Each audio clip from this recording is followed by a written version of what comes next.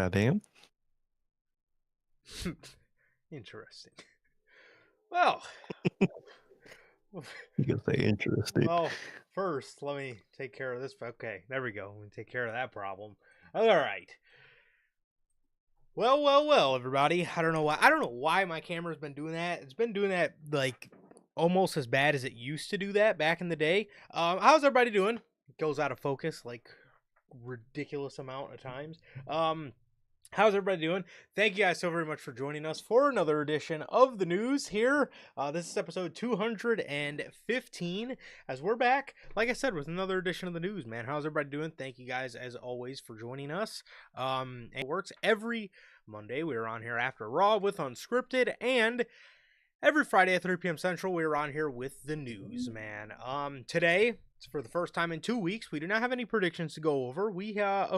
Seems like we're back to regularly scheduled programming because we have a lot of WWE ridiculousness and 2 AEW stories. So, as you can see, it was supposed to be 3, to be fair. I guess it was supposed to be 3. We could kind of talk about the rumors or whatever when we get to AEW, but there was supposed to be 3. One got cut for reasons that we will go over in just a second. But yeah. With that, if you guys did miss this past Monday's edition of Unscripted, as well as all the other stuff from the 6-day NHP World Tour, we had 2 episodes of NHG. We had 2 episodes of Notorious Heels Gaming. We had 2 post-show reviews over the weekend, and we had news from last week and Unscripted from Monday. If you guys did miss all of that stuff, excluding the gaming, obviously, all the other stuff is available for you guys on all platforms. That is Spotify, Apple Podcasts. And if you want to see it first, join us right here live on YouTube, which obviously YouTube does have the gaming episodes. Those don't go up on all platforms, but everything else did. Yeah, man, that is, if you guys did miss that, like I said, that's all up on all platforms for you guys. And with that, if you guys have not got a chance to get your hands on some of the official NHP merchandise, you guys can now find this live on the merch shop. That is bonfire.com. Link to the top of the description of this very video, where you can find this beautiful piece of Notorious Heels merchandise live on there as we speak. The brand new slept on design, as well as all the other OG designs live on the merch shop. Again, like I said, link is at the top of the description of this very video. So yeah, man. And with that being said, if this is your first time watching, you guys do not know who we are here at Notorious Heels. I am Johnny, one half of the host of this very show. And as for the other half, we got my man Sir K here. Sir K, go ahead. Let the people know what it is you are smiling about this evening. Smiling because I finished my Rise last night and I never have to play that mode again.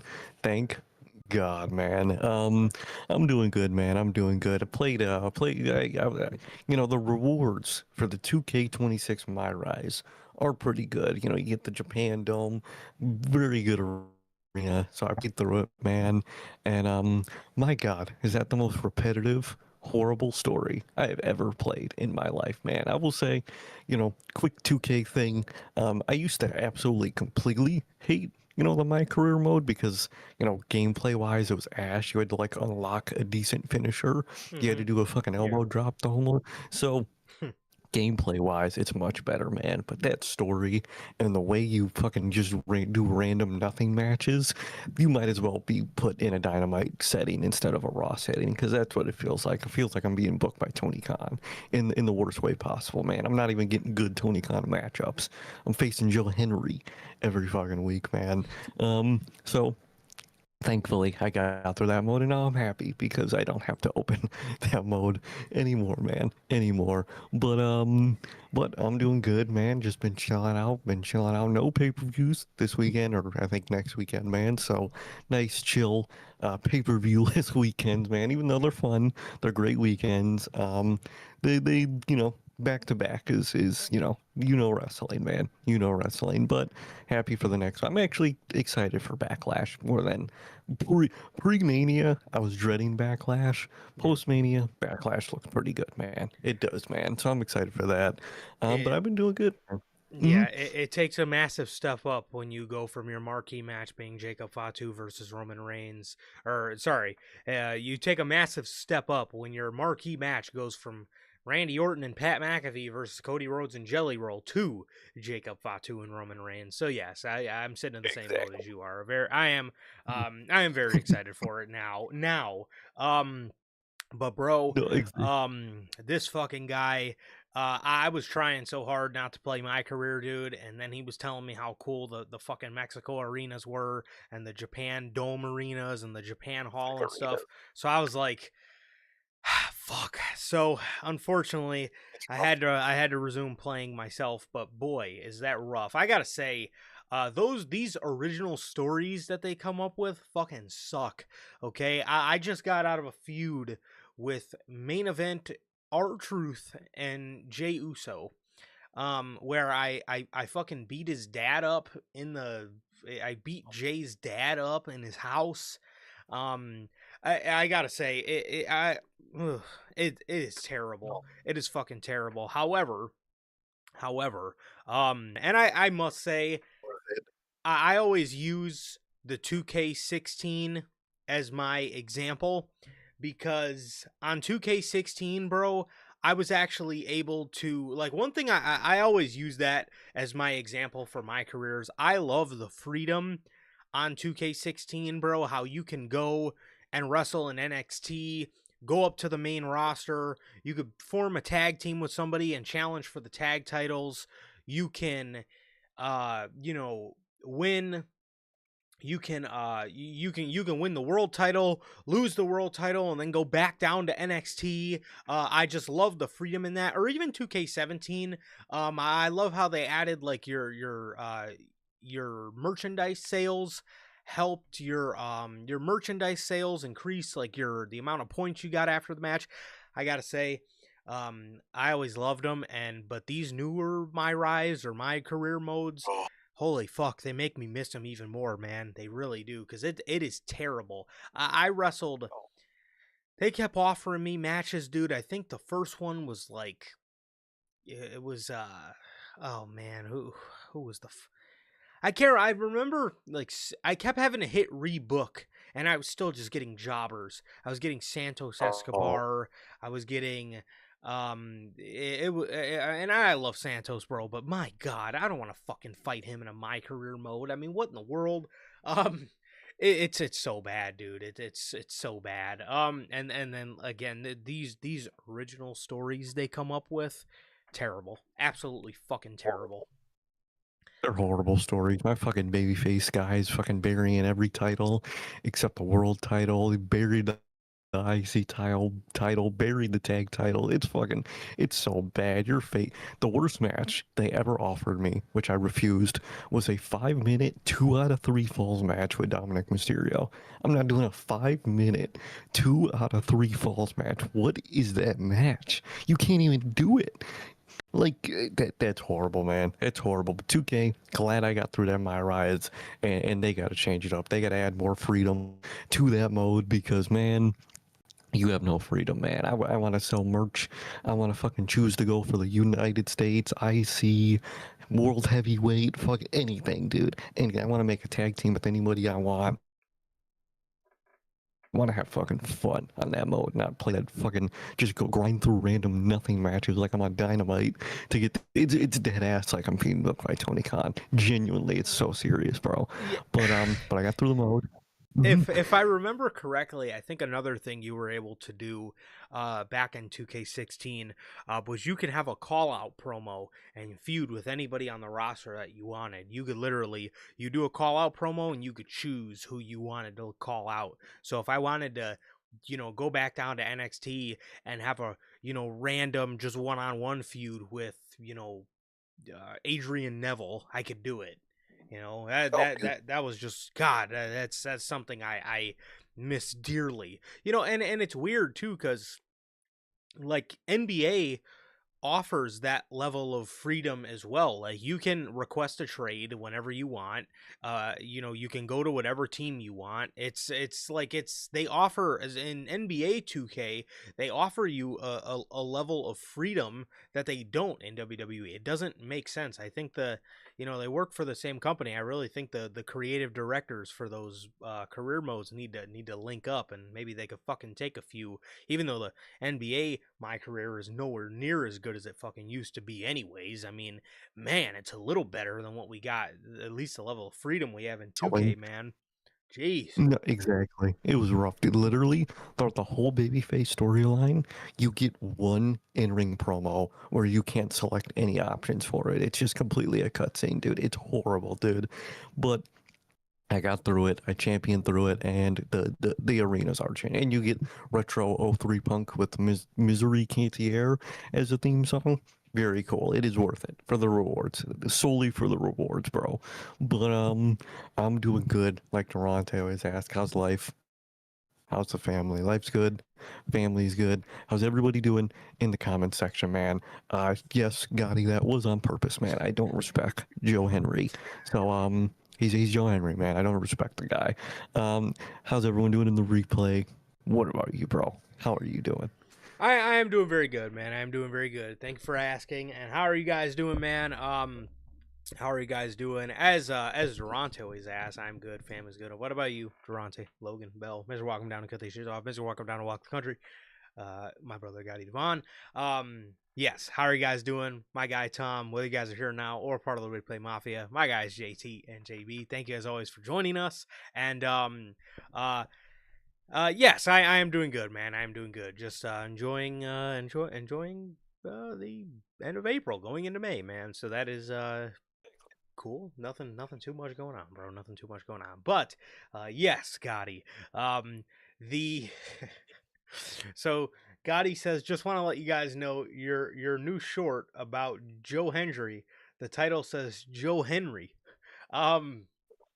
So, to explain a little bit of the lore for anybody that may not be aware, yes, we do call him Joe Henry. Reason for that being, and Manager Logan says it was on purpose, and Manager Logan is correct. So, again, to explain the lore for anybody who doesn't know about the lore, or maybe you forgot, let me refresh your memory. Back in the 2025 Royal Rumble, when Joe Henry... for the purpose of the lore, when Joe Hendry came out, the whole fucking Royal Rumble match, I don't think either Michael Cole didn't know who he was, or he had just kind of like skimmed past his name and thought that it said Hendry. The whole match, I swear to God, you guys could go back and watch the 2025 Royal Rumble match. The whole match, from the moment Joe Hendry got in the ring to the moment he got eliminated, Michael Cole called him Joe Henry. And me and the guys during this were dying laughing the whole fucking time because he was saying it excessively. And ever since then, he's been Joe Henry. So if you guys ever see us calling him Joe Henry, I don't want to see any, you guys are hating on him, but you don't even know his name. I don't want to hear none of it. I know his fucking name. It's Joe Henry. And he will forever be Joe Henry to me, and it's all thanks to Michael Cole. Now Michael Cole calls him Joe Hendry, and it's lame. I think they told him after the match, hey bro, you were calling him Joe Henry the whole match. But yes, we do know his name is Joe Hendry, but to me, he will always forever be Joe Henry. The worst part about that is after... because that Mania Randy Orton match, he did the same thing. Called him Henry the whole time. It was fucking amazing. That's right. He didn't get it right months later when Mania came along because he called him Henry that whole fucking thing, the entrance, the little fucking short match with Orton, called him Henry the whole time. Goated, dude. Man. Fucking goated.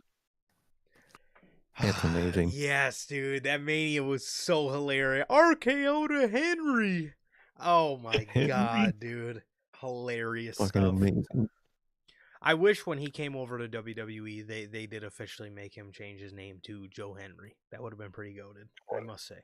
I would love that. I would love that, man. You know what? Actually, I don't. I love that they didn't change his name because I know occasionally Michael Cole's gonna get it wrong anyway, and that's just disrespecting the man. I don't respect. So I like it. I like when he purposely or even imperpurposely gets his name wrong.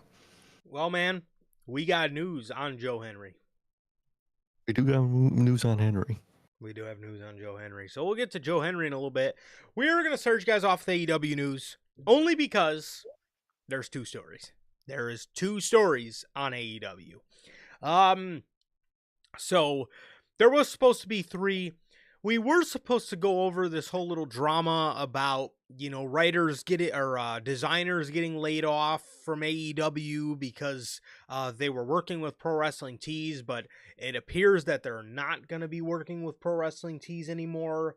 Oh my God, Geck, how are you, brother? How you doing, bro? How you How you doing, doing, man? How you been? Yes, sir. How have you been? Thank you for joining us. I've been all right, man. I've been all right. Trying to get life together, man. Trying to get life together. Nothing other than that, bro. So staying on the grind. You know how it is. Yes, sir. Yes, AEW stories, man. That's what I was saying. There was like a whole dispute about AEW and Pro Wrestling Tees not working together anymore. We decided to drop it from today's news because the owner of Pro Wrestling Tees said that he put a statement out saying that wasn't true. So it seems like there's a little dispute going on there. Nothing's happened so far yet, so I figured we would actually run the story when things actually are a bit more concrete with the whole situation. That was that. Do you think AEW should drop Pro Wrestling Tees? I see a lot of people actually are pretty happy about it. I'm pretty happy about it too. I used to love Pro Wrestling Tees, man. They used to be goated, man. But like all their designs became really repetitive and just wrestling fan designs, if that made sense, man. And like all the good shirts they sell, they only sell them for like those limited time, Top Rope Tuesday. You print 1 hour, you buy it in 1 hour, it prints in 1 hour. All their good shirts are on those gimmicky limited time deals, and that just fucking sucks, man. I couldn't tell you the last time I bought an AEW shirt. Genuinely, I couldn't tell you, dude. So I would actually overall be glad. Now my fear would be they get rid of them and just use a bunch of AI to make a bunch of shitty t-shirts. That would be my big fear. But in terms of overall, I would actually, with the potential to be better, I would like if they got rid of PWTs, man.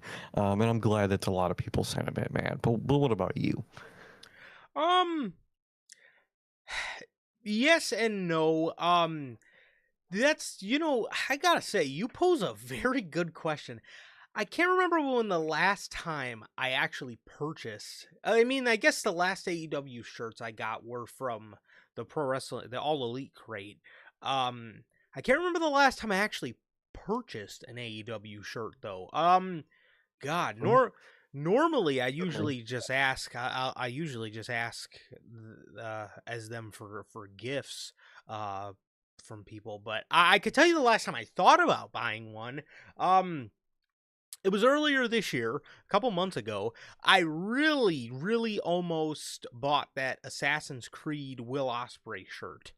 I was very close, only because to this day I do not have a good Will Ospreay shirt. Though All Elite Crate gave us one Will Ospreay shirt that was, like you said, the most wrestling fan design. It said "bruv" on the shirt. Like, I'm sorry. I love that he says bruv. I think that's very unique to him. I'm now wearing a fucking shirt that says bruv. I bit the bullet, or I bit the bullet for a tiny bit, and I've wore the bruv shirt a couple times just because I sorely wanted a Will Ospreay shirt. But I wore it a handful of times, and that was enough for me. I was like, okay, I'm never wearing this shirt again. I refuse to walk around with a shirt that fucking says bruv on it. It just that's if I want a Will Ospreay design, I want some cool shit. Will's one of my favorites in the business. I think he's the best in the business right now, in my opinion. I wish he'd take a couple less pile drivers, but I think he's the best in the business right now. I just refuse to wear a shirt that just says bruv on it. If I'm wearing some Will Ospreay shirt, I want some Will Ospreay looking like an assassin, or I want like a cool ass Billy goat skull design. But that was my problem with Will Ospreay shirts. They're all green. Like, could you give them a bit more variety? Maybe like a red or a gold, or a black and white, like something, again, something other than just green. Something other than green. You do blue, you do something purple, I don't care. Something other than green would be very nice. Something that, again, matches a little bit more of what I have would be very nice. I have a lot of red, so that was why I almost splurged on the on that Assassin's Creed Will Ospreay shirt, just solely off that alone. But I must say, yes, PWTs. I still think PWTs can give you a really good design. I know a lot of the designers that they've been working with, at least the designers that they worked with back in the early days of AEW, kicked ass. They did. They were fucking great. It must be a lot of the new designers that they've been working with have just been very bad, in my opinion. I think they've just a lot of the shirts are very uninspired. They're very uninspiring. They don't really move me. A lot of the shirts that come out are just very bland. I think they can be good. I think they have the potential to be very good, but that's another thing that also limits pro wrestling tees. A lot of their stuff is limited edition. A lot of their stuff, and that's one thing I hate about Fanatics. Nothing could be worse than Fanatics. Let's just fucking get that out of the way right now. Fanatics, they have a shirt go on sale, or they have a shirt go up. It's up on the shop for about 4 to 5 months, and then it's gone forever. That was one thing I loved about the Vince McMahon era of WWE shop, is a lot of those shirts, they stayed up there for a decent period of time. Or if it was an iconic enough shirt, it was always on the shop. Like, I've always said this about like the Bloodline We the One shirt. A lot of those iconic Bloodline shirts, or a lot of those iconic CM Punk shirts, why they ever left the shop, I have no fucking idea. I really don't. Like, it's I don't understand. But anyways, speaking on PWTs, I think it could be a good thing, but again, I do fear AEW goes somewhere where, again, the designers are even worse. But maybe they're setting out to actually, have, maybe they're setting out to actually have designs that, are go to better designers. Maybe that's one thing they're specifically setting out to do. If that's the case, I think this could be very good, but it also could be a very bad thing. It's really one of those things we just kind of have to wait and see what they end up doing, because, a lot of times with wrestling, bro, the companies they work with, it can only be as bad as the company makes it. You know what I mean? Look at like WWE with TKO, bro. WWE went to TKO. It could have been a very good thing. But again, it's the choices that they make. They go to TKO, and we're all expecting Triple H to just have, a little bit more freedom. He's solely able to handle creative, and TKO just wants to deal with the business side of things, and it was like that for a while. But then now, what do we get? TKO like to dip their toes in the creative water and get involved and fuck it all up. So things, a lot of times, especially with things like that, is with change in wrestling, you kind of just have to wait and see, because something could be very good, and something could end up working out, but things could also end up going very badly. So Oh, 100%, man, 100%. And another big problem they have is like not selling the right merch, if that makes sense. Like, I always use Death Riders for example, bro. Why is there not just a black Death Rider shirt with the little pocket Death Riders logo and something on the back? Why is that like? And recently they did a Top Rope Tuesday, of course they did, of a long sleeve black Death Rider shirt. Yep. On a temporary Top Rope Tuesday. Stop doing that shit, please. Sell merch that people want to buy. I want to buy a fucking Death Rider shirt. Simple as that. I want to buy a Will Ospreay shirt. and I need And more like, variety. And I also would like that Death Rider owl logo on a shirt because I just think that's so sick. But again, and even too, I love me a long sleeve, brother. It's April. April. I probably won't be But you able to still fucking sell wear the fucking thing till September. You know what I mean? Why? And again, exactly. I thought the shirt was dope, but again, I want these kind of things. Like again, I don't know why they T-shirt. don't make sellable stuff available. So with decisions like that, I do understand. I'm not gonna say PWTs is a shit company or not because they're not. But Classic. But man, at the end of the day, it's like the business they've been conducting lately is just not fucking good. It's not. it's not good at all, man. And they need to sell more stuff. Like, especially the Death Riders, they're always wearing cool bomber jackets and Yes. shirts that they just sell none of. Like, bro, sell that stuff. People will buy that stuff. I don't get it, bro. They spent, after they thought NFL lucha mask was the way to go for their merchandise, bro. I don't want to buy Man. that. I want to buy a cool, simple, low key T-shirt. That's I want to buy. I don't want to buy a fucking ugly ass, not even got the colors right, Seahawks lucha mask. I don't want to buy that. Yeah. Literally didn't even get the colors right either, bro. But that's the thing too.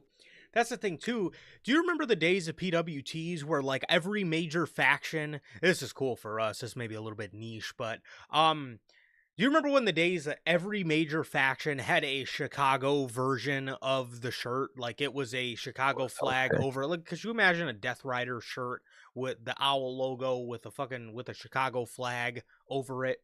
It's like, and then too like you said, bro. Like the what is it? The type of merch they sell, all the cool stuff the Death Riders wear, we don't see any of it. It's constantly stuff like that where um you see things on television and they don't sell it, or again it's made limited on a Top Rope Tuesday. It's like, dude, please, bro, please give me some good merch. Why are you making this shit limited? Or they do the flash, the flash sale where you can buy something from 10 in the morning to 2 in the afternoon and then it's gone forever. Like, what the fuck is the point of doing that? Just put it up on the shop. And what blows me about Pro Wrestling Tees, all their shit is made to order. So it's not like you're wasting materials by making this shit. Like Fanatics does the dumb system where they just print a certain amount of these shirts and just say, all right, that's all we got. Pro Wrestling Tees, it's made to order because it stems from a custom T-shirt company. That's where Pro Wrestling Tees comes from, Yes. is 1 Hour Tees, which is a custom T-shirt company where you give them a design and they print it right there. So that's what PWTs would do. Back in the day, you used to be able to go into PWTs and say, hey, Yes. I want this Oh, shirt, and they would just fucking print it for you. It'd take like an hour because of our 1 hour tees. teas. Yeah. Like bro, like you make it to order, so just make my goddamn shirt to order, you assholes. It makes no sense. Our business model completely flipped to these flash sales and these fucking limited time garbage things. I hate that whole system, man. And I haven't bought. I tried to look in my email. Couldn't find anything from the past like 2 years. Well, first of all, Gmail. Wow. Real side note: the search feature on Gmail is absolutely dog shit. So I think that's why. But I wasn't able to find my most recent bought thing that wasn't a Pro Wrestling Tees crate. There wasn't an AEW crate, so I couldn't find it, unfortunately. Wow, bro. I'm looking right now. When we went to Pro Wrestling Tees, dude, it was 8 years ago for the first time. Um, it was 8 years ago, and it was August 15th, 2018. And bro, I'm looking, dude. The windows had Austin, Hogan, Punk, Joey Ryan was on there. You had Macho Man, the Road Warriors, Andre, Marty, Cody, black haired Cody, OG Hangman, Kenny. Um, and dude, Wild. and when we went there for the first time, it was I think you wanted a certain shirt, and we're looking around and we're like, oh shit, they don't have it. And the dude at the counter was like, oh, well, if you go over to this tablet right here, just punch in what you want, pay for it, and, you know, it'll be ready in an hour. And I'm like, huh? And then it hit me. I'm like, oh, that's why this place is called 1 Hour Teas. They legitimately make your shit in an hour. And legit, they're like, oh yeah, if you walk over to the 1 Hour Teas side of the building, you guys can go wait in the waiting room. And so we're like, oh, okay. So we go to wait in this fucking waiting room, and it's decked out. I'm looking at it right now. It's got Bullet Club plaques. It's got every single Bullet Club shirt. It was such a cool, dope spot. And then when COVID happened, they said, "Oh, we can't make shirts in an hour anymore." Okay. Petrol business, but all right. Okay. So then that happened, and then then they opened their shop up again, which was cool. But then they took the little 1 hour feature away. But then they lowered the shop, they shrunk the shop, and now the shop is just only open periodically. Like, what the fuck is the point of having the building there if you're not going to let people in?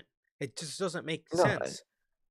I It's don't not. get. You might as well It was completely convert it into a print shop. 100%, and it wasn't even busy. Like, every time we went, there was maybe like 2 other people in there with us, but half the time we would be sitting there talking to the fucking employees because there would be nobody in there. Exactly. It would be dead as shit in there. It made no fucking sense, dude. It made no sense, and it was frustrating. It was frustrating that they did all that shit with PWTs because it used to be so cool. They had such cool memorabilia in there. They had like a Road Warriors fucking entrance gear, entrance fucking vest in there. It was so sick, dude. Yeah. It was so sick. It was They it had the was signed door. it was really a dope place. I literally took a picture of this Bullet Club plaque, and I literally see my fucking reflection of what I looked like then taking the picture. Oh, there you are. I'm dead. Jeez. This cheese in the fucking reflection. Man, like this was really the spot, bro. This was really the spot. Good times. Good times, man. And they flipped it up on its fucking head, man. So, anyways, I know we said we cut it from the news, but can't get me and I'll just Sir talk talking about a about some little bit. t-shirts, bro. Yeah, for So real. so more AEW news. AEW and Triller. Speaking of AEW possibly cutting ties, well, this one's more concrete. AEW and Triller have severed ties. Triller TV put out a statement. They said, "We're writing to let you know that AEW Plus is being discontinued. AEW and ROH pay-per-views are no longer available for purchase on Triller TV. If you have an active AEW Plus subscription, it will end your next billing date. You'll have full access until that date. Any pay-per-views you've previously purchased will remain available to watch in your account. For information about AEW programming in your area, please visit myaew.com. So this doesn't really come as a shock for everybody international. This is more of, AEW just getting rid of everything simply because they moved over to their own platform. It is cool that you're still able to watch things that you've previously purchased. It's nice that, AEW has not took that away from people. But, at the end of the day, this shouldn't really come as a shock. No, exactly. People are like, "Oh, it's because AEW, they're going out of business." Oh, God. Well, like, bro, they literally just created their own streaming service. So why would they have like that third party one they used to have still in existence, bro? It's how the way the world works, man. It is very cool of them to let you keep all the old stuff that you did buy. So that's a cool thing. You didn't just buy them for no reason on there, man. So at least you get to keep your catalog. And I'm sure most of those people went to whatever their new one is already because it's just for international people, but I'm sure that's where most of these people went. 100%. So again, I'm sure it's already happening. Thankfully, I haven't seen any of it, but I'm sure people are thinking AEW is going out of business, or they're shutting down, they're closing doors, whatever. Yeah, it's not the case. As a matter of fact, they're not going out of business. So much so, they're adding another pay-per-view to the lineup. We brought to you guys last week that AEW filed the trademark for AEW Redemption, and everybody thought that it was going to be a show, but there was really no concrete, wording on it. Since then, Uncle Dave of The Observer has elaborated a little bit more on what AEW Redemption is going to be. He says AEW Redemption is a pay-per-view, and it is believed to be happening in July, sandwiched between AEW New Japan and CMLL's Forbidden Door and AEW's All In. He says July, they are going to be having a new pay-per-view called Redemption, I believe. They've added that show. People thought Forbidden Door would be the last pay-per-view until before All In. But there will be another one, Redemption. The show will probably set up whatever Wembley is going to be. No, Dave, Double or Nothing does that. Wembley is whatever Wembley is going to be. Forbidden Door will just be matches with New Japan, Stardom, and CMLL, as Redemption will be more of the show leading into All In. Well, Dave. Dave, the Owen takes place at Double or Nothing, but I see what you're trying to say, I guess. Since I do speak Dave Meltzer, what he's trying to say is, instead of, I don't know why he's wording it as building up to Wembley or leading into Wembley, it's just going to be the final pay-per-view before the show, which I think is better. It's better to have, an actual AEW show, as the final pay-per-view before All In, rather than a show that's pretty much just all dream matches and all, interpromotional matches. I like it. I like it a lot. I'm excited for Redemption. I said it last week when we talked about them filing the trademark. I really would love for them to I would really love for them to do a Red Dead Redemption theme for the show Redemption. I'm assuming this is going to have to do with Adam Page, and maybe the return of Adam Page, or maybe this is going to be, just his first pay-per-view back. Whatever the case is, I think Redemption will feature Adam Page on it in some way, shape, or form. And I actually really like this as an original pay-per-view name. I've not really been a fan of Tony Khan original pay-per-view names. If you like, the two that come to mind that I don't really care for the most are Wrestle Dream and World's End. I just think they suck. Dynasty's really grown on me, but I actually really like Redemption. I think that's a very cool. I think that's a very cool name for a pay-per-view, especially if they do the Red Dead theme. I think that's dope as hell. Yes, so it's really weird. Logan says he thought that All In was at the end of July. It's really weird how they move it around. I really wish they would. So last year it was in mid-July, and then Forbidden Door was the end of August. But this year, Forbidden Door is in June, and obviously there's no All in August. So, and I think even last year there was a bit of a gap, I would say, because I don't think they had a June pay-per-view. So I think last year, from Double or Nothing to the end of June, there was... What was the... I think what's throwing me off... No, last year there was a gap because they moved Forbidden Door to the end of August, and instead of... But what was their normal July pay-per-view? Did they ever have a July pay-per-view? Or was last year their first time doing it?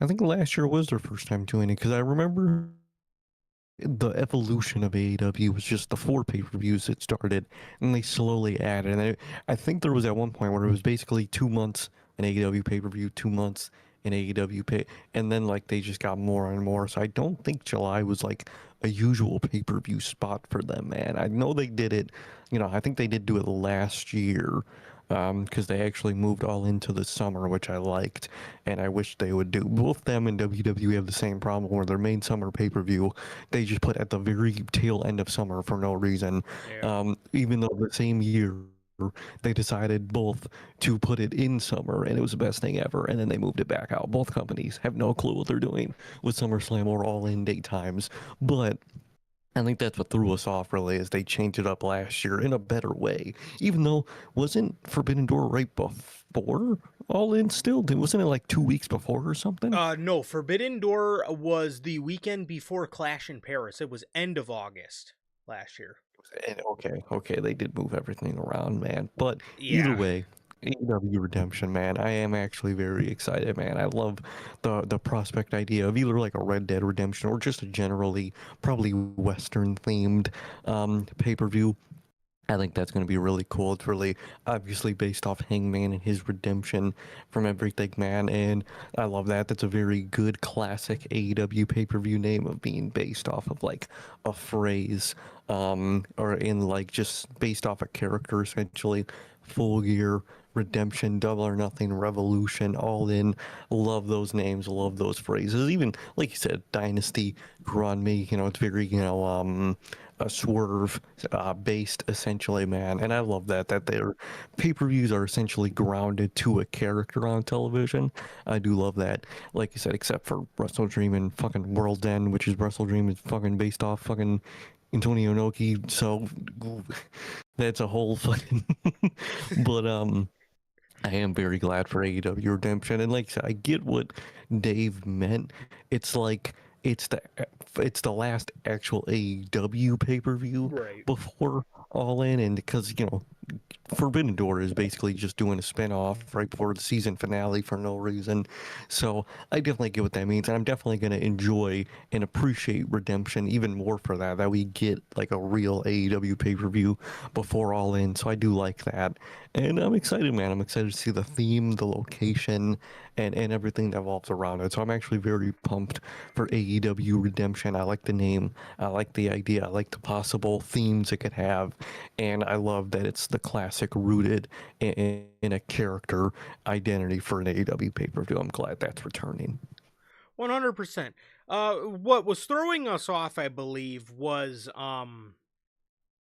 the year of 2024, because the year of 2024 is when they had that giant gap between June 30th and then August 25th for their next one, from Forbidden Door to All in London. So last year, like you said, they changed it up in a good way. And this year, they're again giving us another really good option, even though I really would like Redemption. I really would like Redemption at the end of August, just because I really enjoyed All In July. I think that just worked really well as a summer show, especially if you want to do it in a baseball park again. But they're going to Wembley at the end of August. And I do like, I really like that period of putting a pay-per-view in July. I would actually really like for AEW to add a pay-per-view end of January, early February, just because it feels like forever from World's End 3 months later to Revolution. It really does feel like forever. I really would like them to add maybe something there. I think would be a good option. But for next year, I would maybe think about doing swapping Redemption with the end of August spot, with All In being in July. But I'm glad we got something in July, like you said, to be something final, a final AEW pay-per-view before, All in London. Either way, I think it's a really good idea, and I think adding pay-per-views has really worked out for AEW in the long run.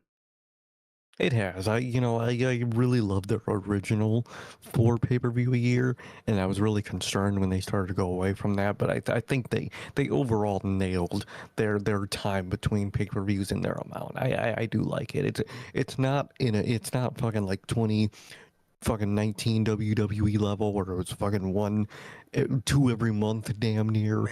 Man. That was a rough period with WWE, man. So I think they have a very good balance of amount to more than just 4, but not fucking 12. I do like that a lot.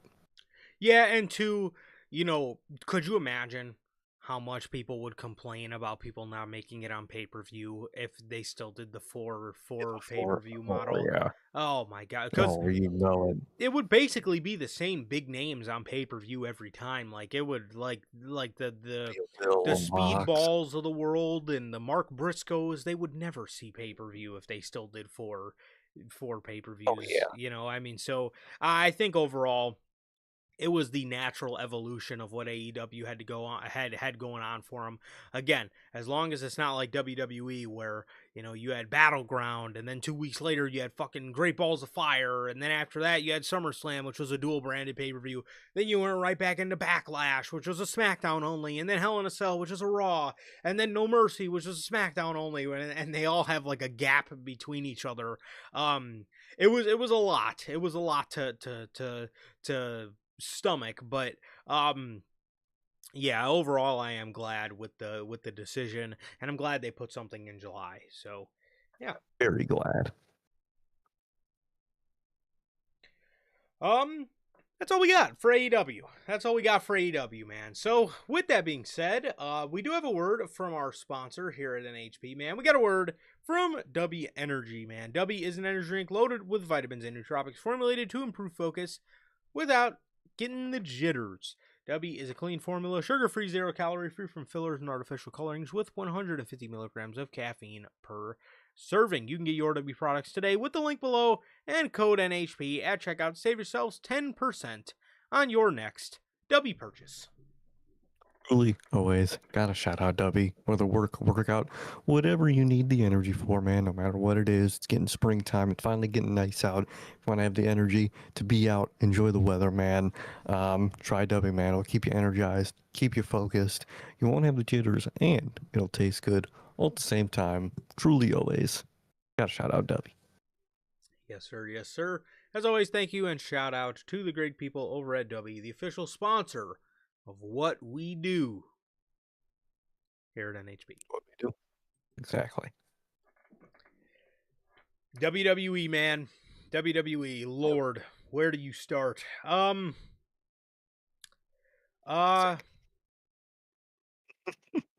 You know this company.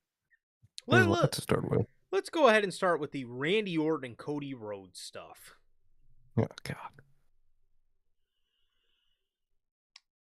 Well, first and foremost, coming out of WrestleMania, according to the Observer, Cody Rhodes is currently in concussion protocol following the eye injury he suffered at WrestleMania. It is understood he does not have a concussion, but they want to be safe and not allow any physicality. The hope, and I would hope not, the hope and belief is that he has not suffered from a broken orbital bone. I remember there was original concern about, Cody having to relinquish the title. Again, there was concern about a broken orbital bone. They had him on Monday Night Raw, and there was a small piece of me when CM Punk was saying, a title shot may drop out of the sky. There was a small concern, for me that was like, why does he keep saying that? And then when Cody came out, I was like, is Cody about to relinquish the title? And then wha-bam, this is, Punk's, shot out of the sky, of him winning the title or whatever. But that ended up not happening.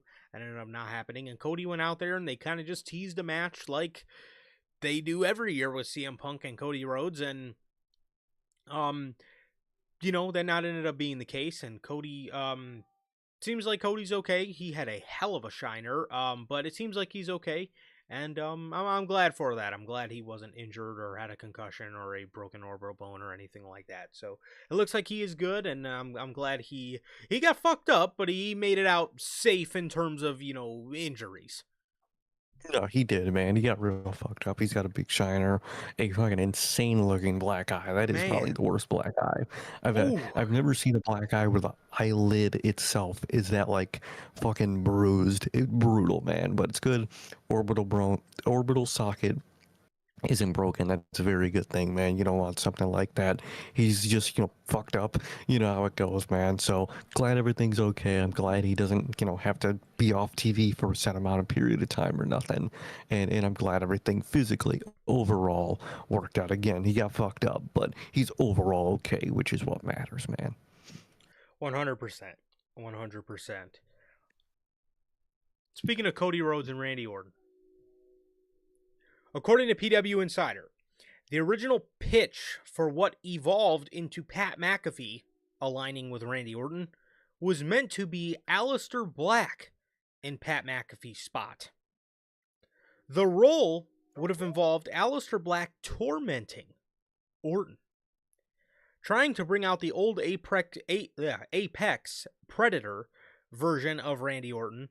The idea was that if Black succeeded, it would prove Orton had never changed or evolved into what was still the old Orton deep inside. We're told that the idea was that Black and Orton would face off Mania weekend, with Orton hesitating to use the punt kick and likely lose. But then a larger, sorry, my bad. I cannot read for shit today. But then later, attack Cody Rhodes as a WrestleMania angle using the punt to bring out the old Apex Predator and prove Black right all along. So he was going to be carrying Cross. Which, okay. I don't know why Aleister Black, I just think, was such an amazing character in NXT. And I'm not saying you had to completely redo that, but I would rather them redo that than kind of just Sir K, tell me that doesn't sound like something Karrion Kross did or would do. That's my frustrating thing about the character, thing of Aleister Black. People are like, oh, he's making people do this. He's a bad influence on that. It's literally just, and Triple H really put the fucking cherry on top by giving him Vega as an on-screen persona too. It's literally just, we didn't like Karrion Kross, but we liked what his character did, so we got rid of his ass and we got Aleister Black back. So let's just give him Karrion Kross's like overall character idea and just get it to Black instead. And it's so frustrating because I love and you mentioned it too, like you don't just have to go back to 1-to-1 what he used to be in NXT, but like overall I miss the quiet, reserved, kind of likes to test people and like poke their buttons, and like they try to poke it back, but like it's a wall that you really can't break through. I miss that version of Aleister Black. Or even, we never got to see the Dark Father through because he got canned right as it fucking started, right as he debuted. You have so much stuff you could call back to and kind of rearrange and remove around, but you literally just give him dead ass 1-to-1 Karrion Kross's character, and that makes me so annoyed, man. And like people are like, oh, I wish we got this instead of Pat out. Dude, my biggest thing about this whole story, the fans' biggest complaint is that Cody Rhodes and Randy Orton shouldn't involve anybody. It should have been those two one-on-one, and you could involve people that made sense to each other.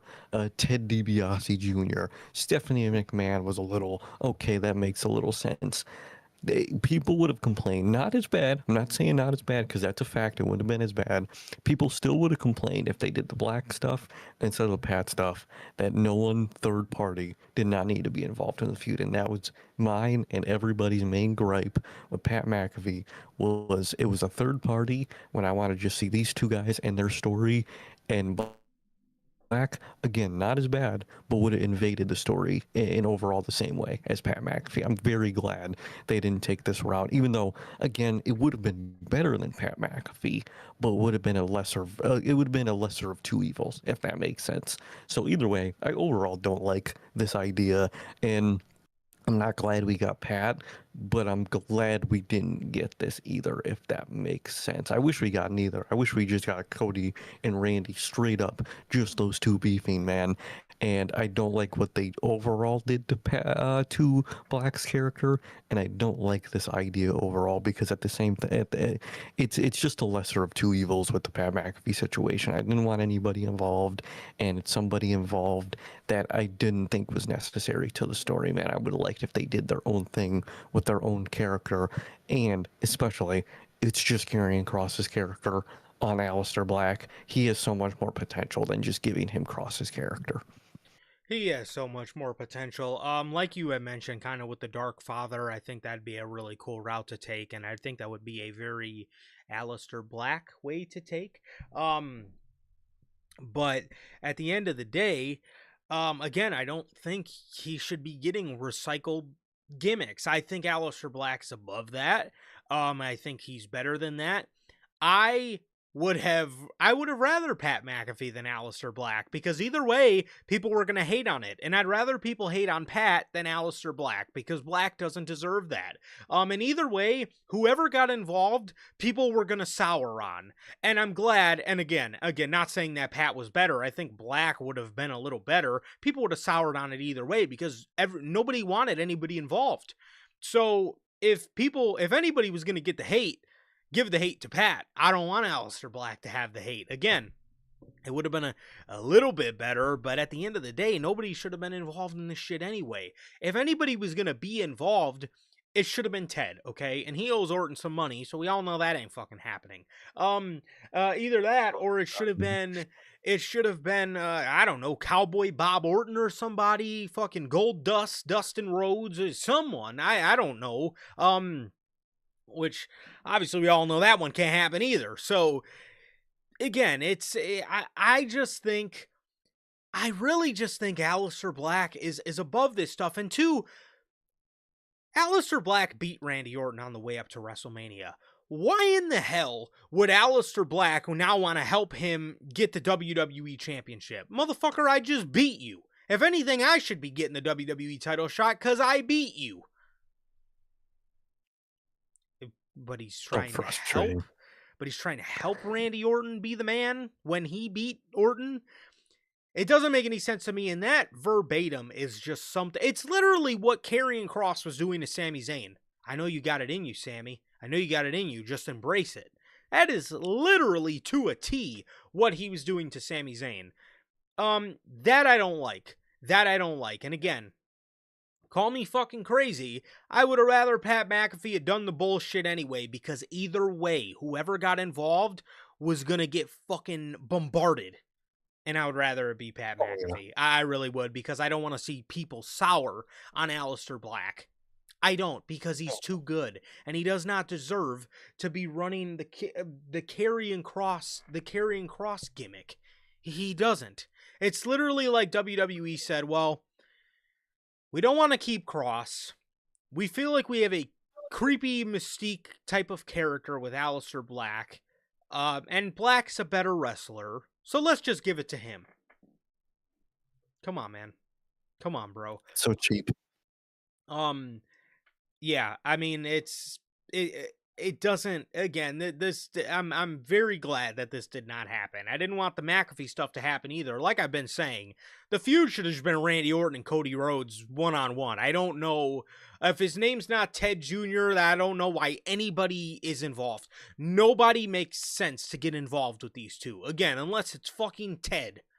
But again, exactly. We all know that ain't happening. So, unless he chalks up to $25,000 that he owes Randy Orton. So, it doesn't make any sense to get anybody involved, and I don't know why you would have even thought of doing Black the discredit of that in the first place.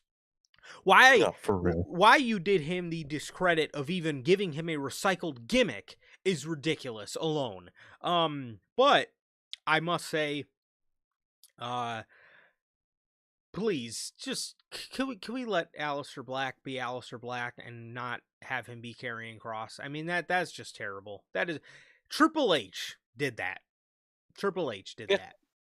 He did that, man. He let a guy go because he doesn't like him, and just literally gave his gimmick essentially 1-to-1 to a guy he does like that doesn't even need that gimmick. Would do better without that needless gimmick.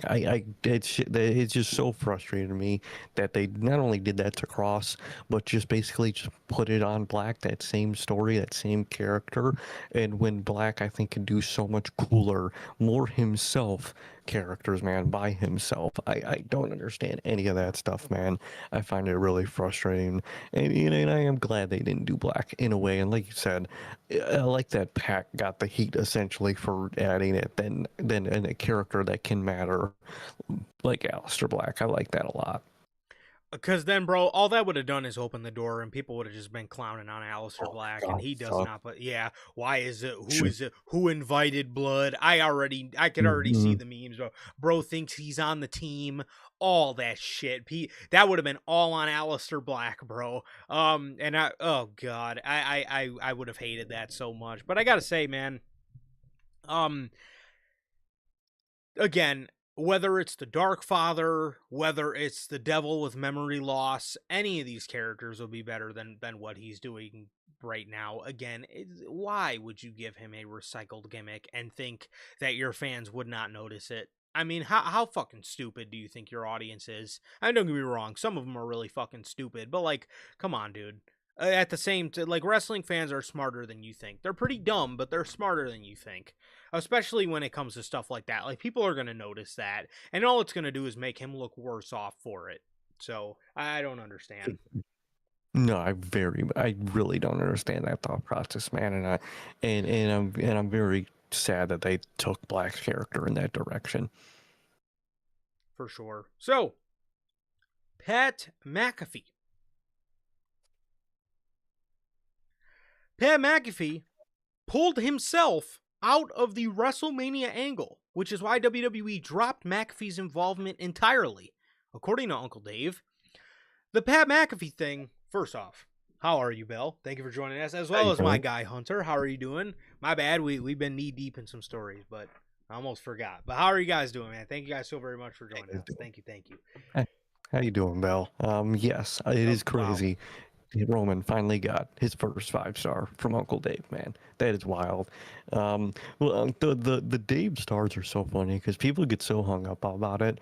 But I think of it like, and I don't mean this in like when I say this, don't mean this in a positive way. I take it like Grammy or Oscar award shows. Like if it's an album or movie you like, you're gonna brag that it got that award. But if it didn't get that award, you're like, man, they just shill those awards out to anybody. You know what I mean? That's the 100%. Dave Meltzer stars. If it's a match you like, getting the 5 stars, you're like, yeah, exactly. They know ball. But when it doesn't, you're like, oh man, he just fucking does his own thing. It's Yep. hilarious. You only respect it when it's a match you actually cared about. It's the greatest system ever. It's the same system as Grammys and Oscars. It's fucking hilarious. Yeah, 100%. I mean, you look at look at um didn't GNX win album of the year? Um I think it did. Exactly. I'm a brag. When GNX I won it, think it did. it was like, "Hey, this guy's the shit." But if you ask people's reaction to The Heist by Macklemore winning the fucking album of the year, everybody's like, "Bro, what the fuck?" So, yeah, it's very that that is a good comparison. That is a very good comparison, for sure. Fucking Sinners won the fucking Oscars, and if they didn't win those Oscars, I would have shit all over who else won the Oscars, man. But the fact that Sinners won, I am a brag that that movie got Oscars. They know ball. They know ball. They know Um, about exactly. Roman Reigns. Well, I gotta say, I was telling this to Sir K before we came on here because we were having a conversation about that, bro.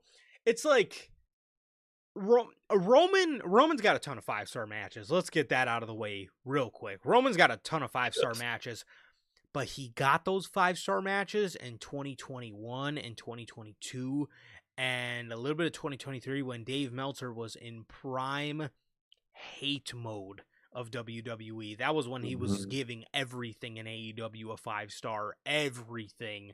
Um and he fucking hated WWE. A lot of Roman Reigns matches. Roman Cody from 39 is 100% a 5-star. Roman McIntyre for Clash in the Castle. Roman Bryan from Fastlane 2021 is a 5-star, no question. Roman J from Hell in a Cell 2020 was a 5-star. Roman's got a ton of 5-star matches. It's not. I would even, maybe this one could be a 4.5, but it at least it deserves consideration. But Roman Brock from Mania 31, that at least is a 4.5, I think. At the very least a 4. But man, that, like, Roman's got a ton of 5-star matches. Roman Rollins Punk from last year was a 5-star match, I thought. Oh yeah, 100%. Has a bunch of 5 stars, man. Yeah, so I can't believe I didn't realize it until Sir K mentioned it to me. Yeah, that was Roman's 5-star. That was Roman's first 5-star. I'm like, first? And I was like, wow. No First shit. for Dave. Wild. Hilarious system. Absolutely ridiculous work. Bro, good old Dave, bro. Good old Dave. Then again, this is the same guy that never gave Kurt Angle or Shawn Michaels a 5-star match. Two of the That greatest is true. to ever fucking lace a pair of boots and step on that canvas with 2 feet. Never got a Dave. Never got a Dave 5-star. Oh. Wait, hold on. Releases. Hold up. What the fuck? No. Oh, that can't be true. Hold on. Where the hell? I gotta go to Twitter real quick. Hold on. Where is Sean Sack? Jey Uso put out on his Release. Instagram, y'all really Damn can't touch me. Hottest wrestler in the game right now. Oh, hello. Is he drinking again? Respectfully. Oh, he blocked me. I can't. Oh my god, she did get released. Nikki Cross? Yep. Nikki Cross just got released. Goodbye and thank you, W. Wow. Oh my god, what we said is true. They're going to slowly release them one by one. And they're happening right now. Well, I'll keep checking Twitter periodically through this episode. Told you guys. I fucking told you I guys, knew they bro. were coming. I fucking told you guys that was how the Wyatt 6 was going to end. Man. Okay, let me keep his Twitter posted. I'm keep reloading every now and then. Bro, what in the world is my Twitter? I genuinely haven't seen one post on this yet, bro. Had to go. No, it literally happened a minute ago. That's why. She tweeted out 9 minutes ago. He tweeted out fucking 6 minutes ago. It literally just happened. I just went to his account, even though he technically blocked me, but... Oh, SRS? Yeah. I don't Wow. remember what he did. I said something and he was a pussy. He was a pussy?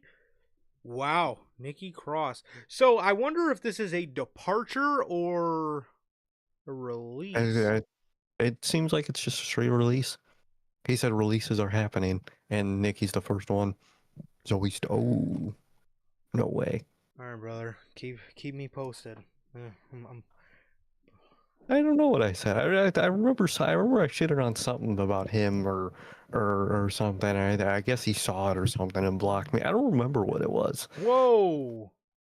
Zoe Stark. She's been released too. She's fucking Wow, hurt. you're gonna release it. They're gonna release an injured woman. That is crazy. Zoe. That's fucked up. Zoe Starks. Alex Alberto. He says, what did you say to Sean Sapp? I don't remember what you just said. I don't remember what I said to Sean Sapp. Sir K, what did you do, man? What did you do? Do you ruffling feathers? I think you called him out for like a bullshit story or something, and he got like super upset. He got like super upset about it. I think that is. I think it was during the Punk stuff. Yeah, you were calling something. out like wrestling journalism or something, and he got very.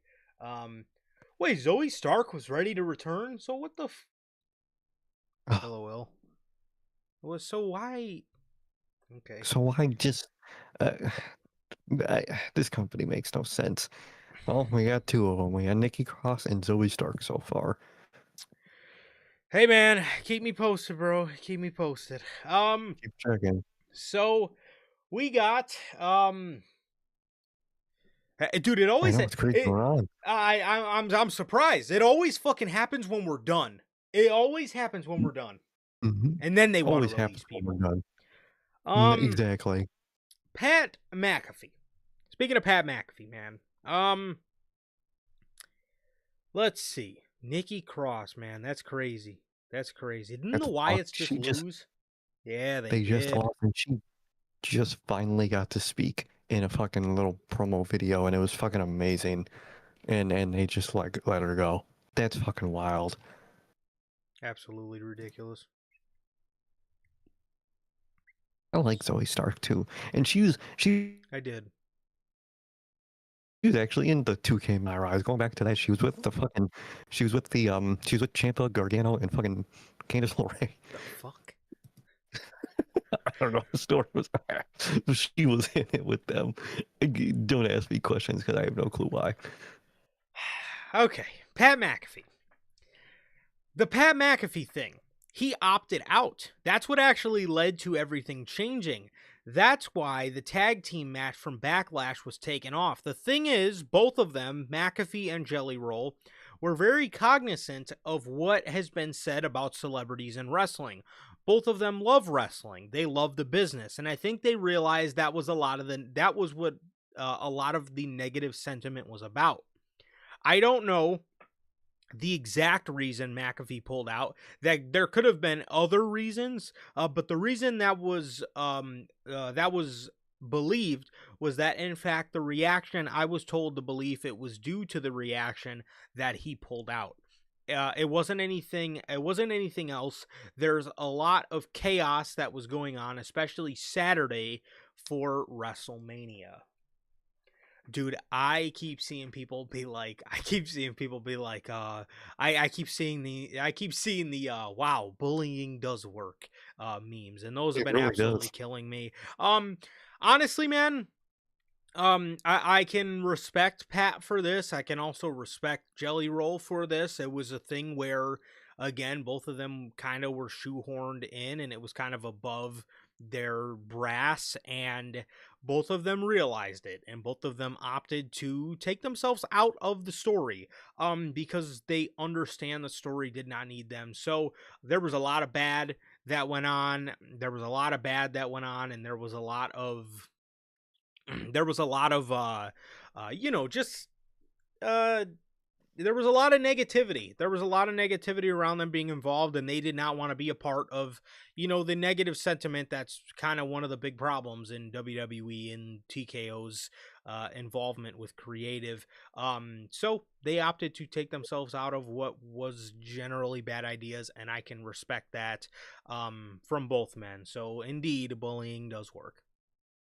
Indeed, bullying does work. I'm glad Pat saw the reaction and cared enough to step away, man. And my main takeaway is it's crazy that if he didn't say anything, he would have still 100% been in this story. We would have got that backlash match, the whole 9 yards, man. But the fact that he himself said, no, we got to change this, we got to stop this, goes to show how much TKO like really doesn't care Yep. and doesn't think about the things they're doing, man.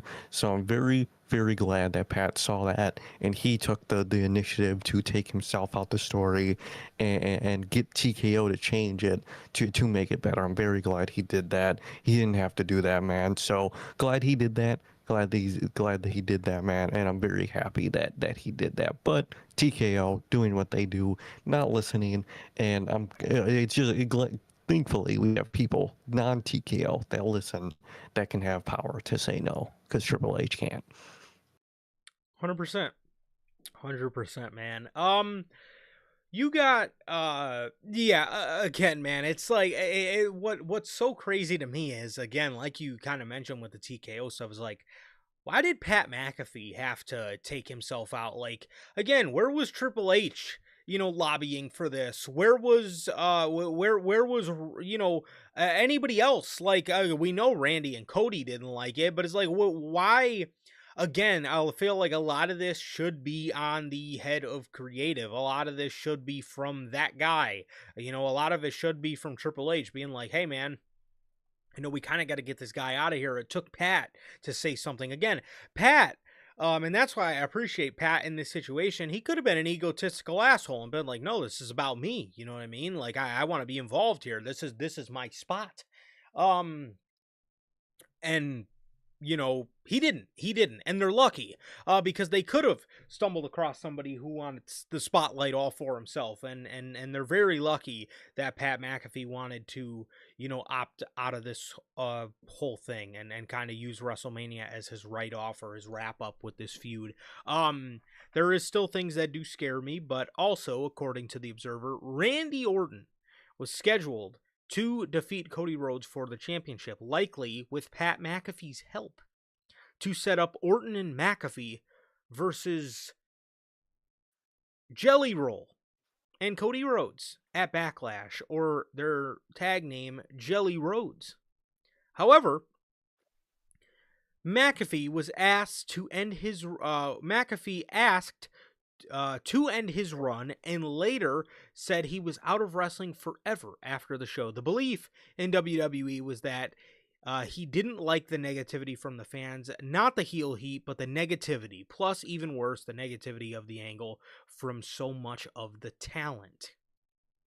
Again, I'll say it again, you guys are lucky that Pat McAfee cared. You are very lucky that Pat McAfee cared. You're very lucky. Everybody said it the whole time. This guy's a mark. This guy's a fan who, weaseled his way into the business. We're very lucky that he is a fan of the business, because, again, he could have been one of these celebrities who didn't give two shits, and just kind of wanted the inclusion or wanted the social media headlines. He's a fan. And at the end of the day, we should be lucky he's a fan, because a fan would have took himself out of this scenario. And again, he should have known from the get-go, but again, beggars can't be choosers. So I'm very glad that, again, he went with an idea. Well, I mean, I honestly, bro, I really cannot blame Pat, because we did hear from I can blame Pat to an extent, but I can't, because we heard from the jump that Pat initially declined this, probably because he thought it sucked.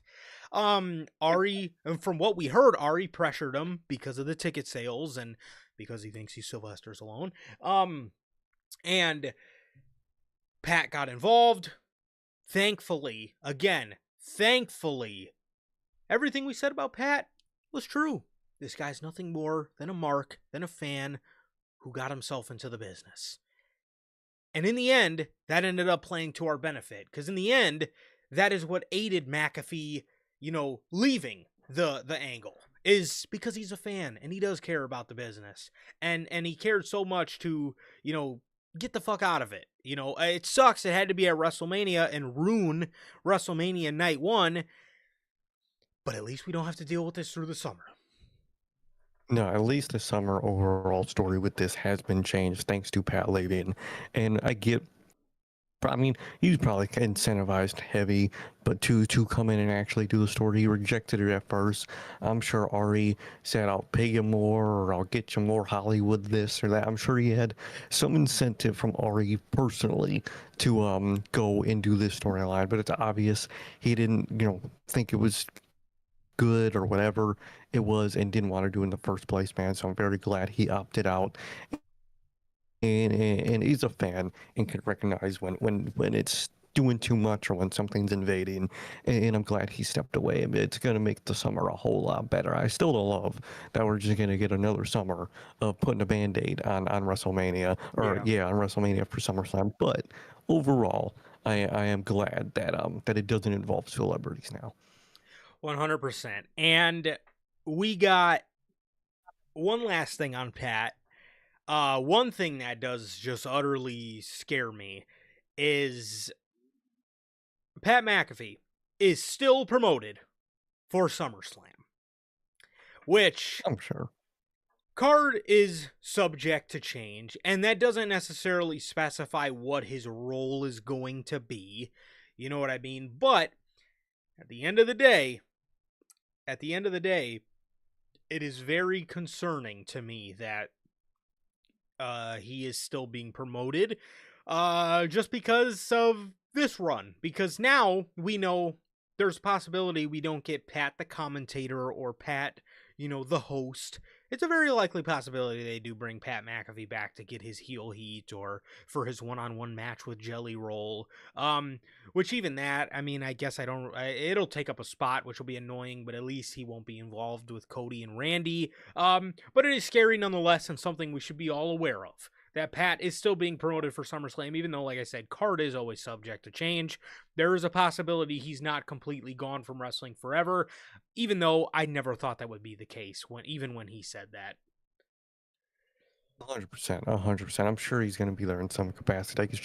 I could see them, even if it's not in a wrestling capability, if he's just commentary for a match or something, I could see, I would never come back I wouldn't be around as a wrestler. I didn't say anything about a commentator. I could see some dumb excuse like that. It's WWE. They're always going to weasel their way out of a story they told or a thing they said.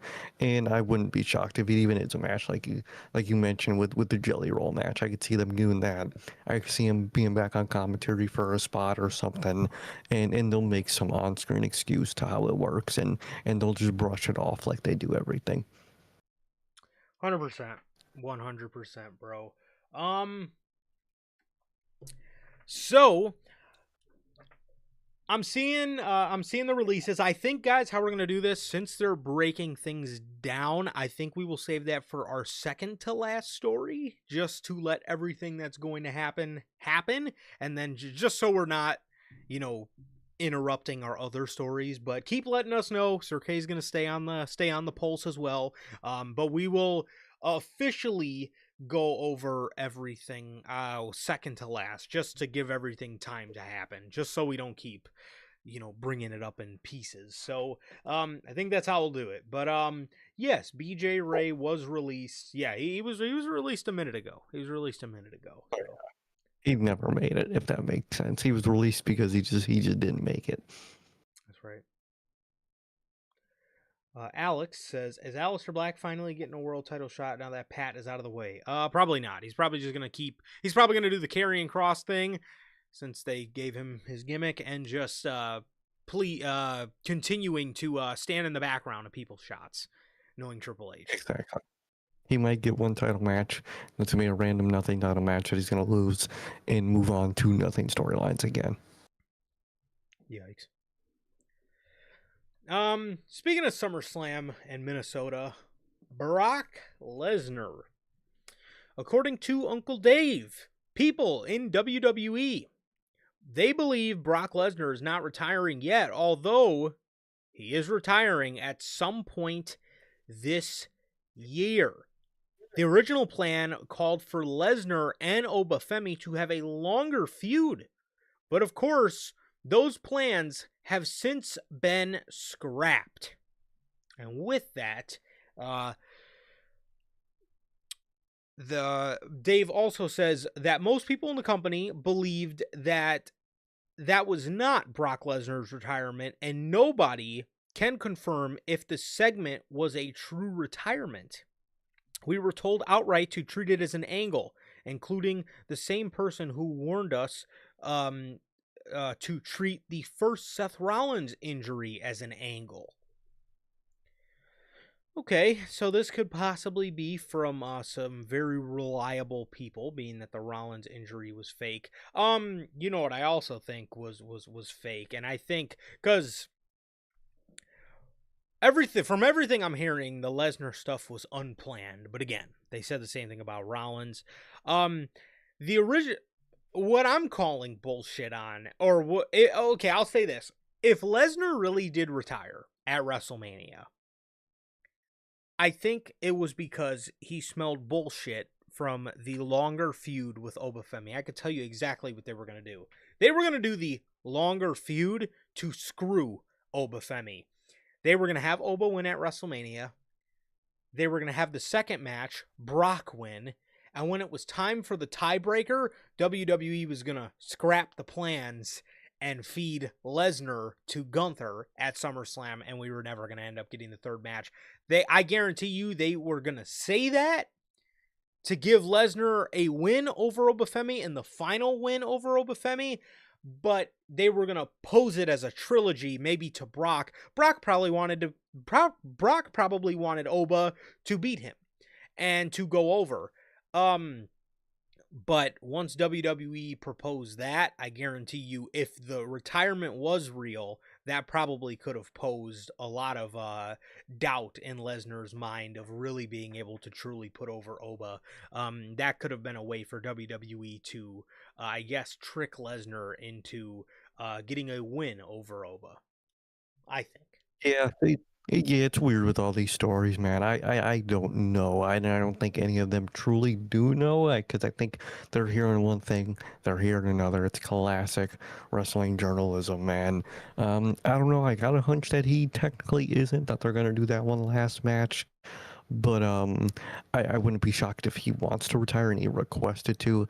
I think we'll only really know over time, the more the whole story's revealed, because they set it up before Mania, the whole Heyman and Gunther stuff, and then they still mentioned it after Mania, which is what ails me to think that he's still in and still around and is still going to plan this one match where he's going to pull him out of retirement for the one last match. I think that's the story they're going to take this, man. If it is true, obviously there is the possibility where Brock just straight up just said, hey, I want to be done at Mania, probably in and around Mania, he said that. So I wouldn't be shocked if that happened. But I have a hunch that we will see Brock, and I think they're both all these people are getting conflicting stories, and I think we'll only really know with time. No, 100%. And two, the whole, the report that gets me is the one that it's the person that came to them about the Rollins thing being an angle is now the same person treating the Gunther thing as an angle. So I really feel like this is probably just a way for WWE to kind of well, first off, it was a way for Oba to get a victory against Brock, and I guess really pose that he truly retired Brock Lesnar. But this Gunther match really is more going to be treated as Brock coming out, I guess, out of retirement to do a favor for Paul Heyman and have Oba be the guy to truly retire him, if that makes sense, even though he really didn't. If Brock does come out of retirement, it will end up being Gunther. But I really feel like that's probably the story they're trying to tell. They're probably trying to tell a story that's going to catch Gunther off guard and all those type of things. Even though if Brock really is retired, there could be a different favor that Gunther could be asking of Paul Heyman, and we'll get to that in just a second. But yeah, that is the news on Brock and Oba. Like Sir K said, we really are kind of in the dark on the whole situation, even though I do not believe that Oba trilogy longer feud thing for a second. I think if that was going to happen, that would have been a way for WWE to lure Brock into beating Oba, because I truly believe he didn't want to beat Oba, and he didn't. So No. Exactly, and then that whole, he doesn't want to lose here. thing came out. Sorry, keep going. Keep going. No, I read it too. Oh.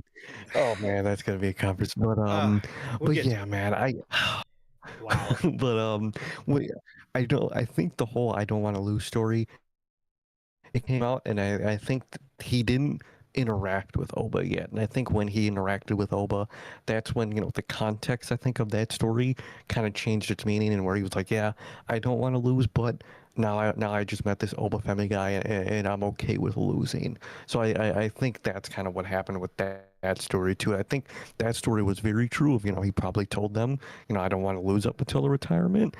And then he interacted with Oba and was probably like, okay, I'll lose to this guy. He's kind of a fucking beast. So I think that's what happened with that one too. I think that initial story was true, but things evolved when he first interacted with Oba, and that story changed. For sure. Wow. For sure. Crazy. Oh, I can't wait to talk about this, guys. Yes, Man. I can't. I really can't wait. They got me fucked up, bro. I feel like, dude, if it's those two, I feel like there's gonna be more. Oh yeah. It's gonna. They're all gone. They're all gone. I think they're all gone. Maybe not Yep, Bo, but the group is gone for sure. 100%. That's 2 members down. Yeah. Wow, Crazy. man. Crazy. Roman Reigns and CM Punk. Let's see. Where were we? Wow.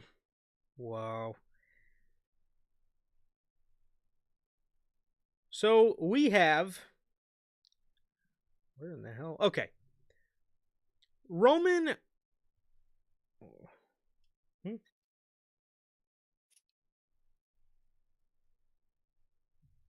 My bad. I just messed up real quick. Hold on. Give me 2 seconds.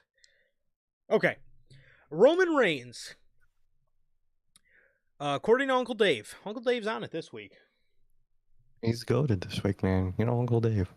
Roman Reigns winning at WrestleMania has and was the long-term plan.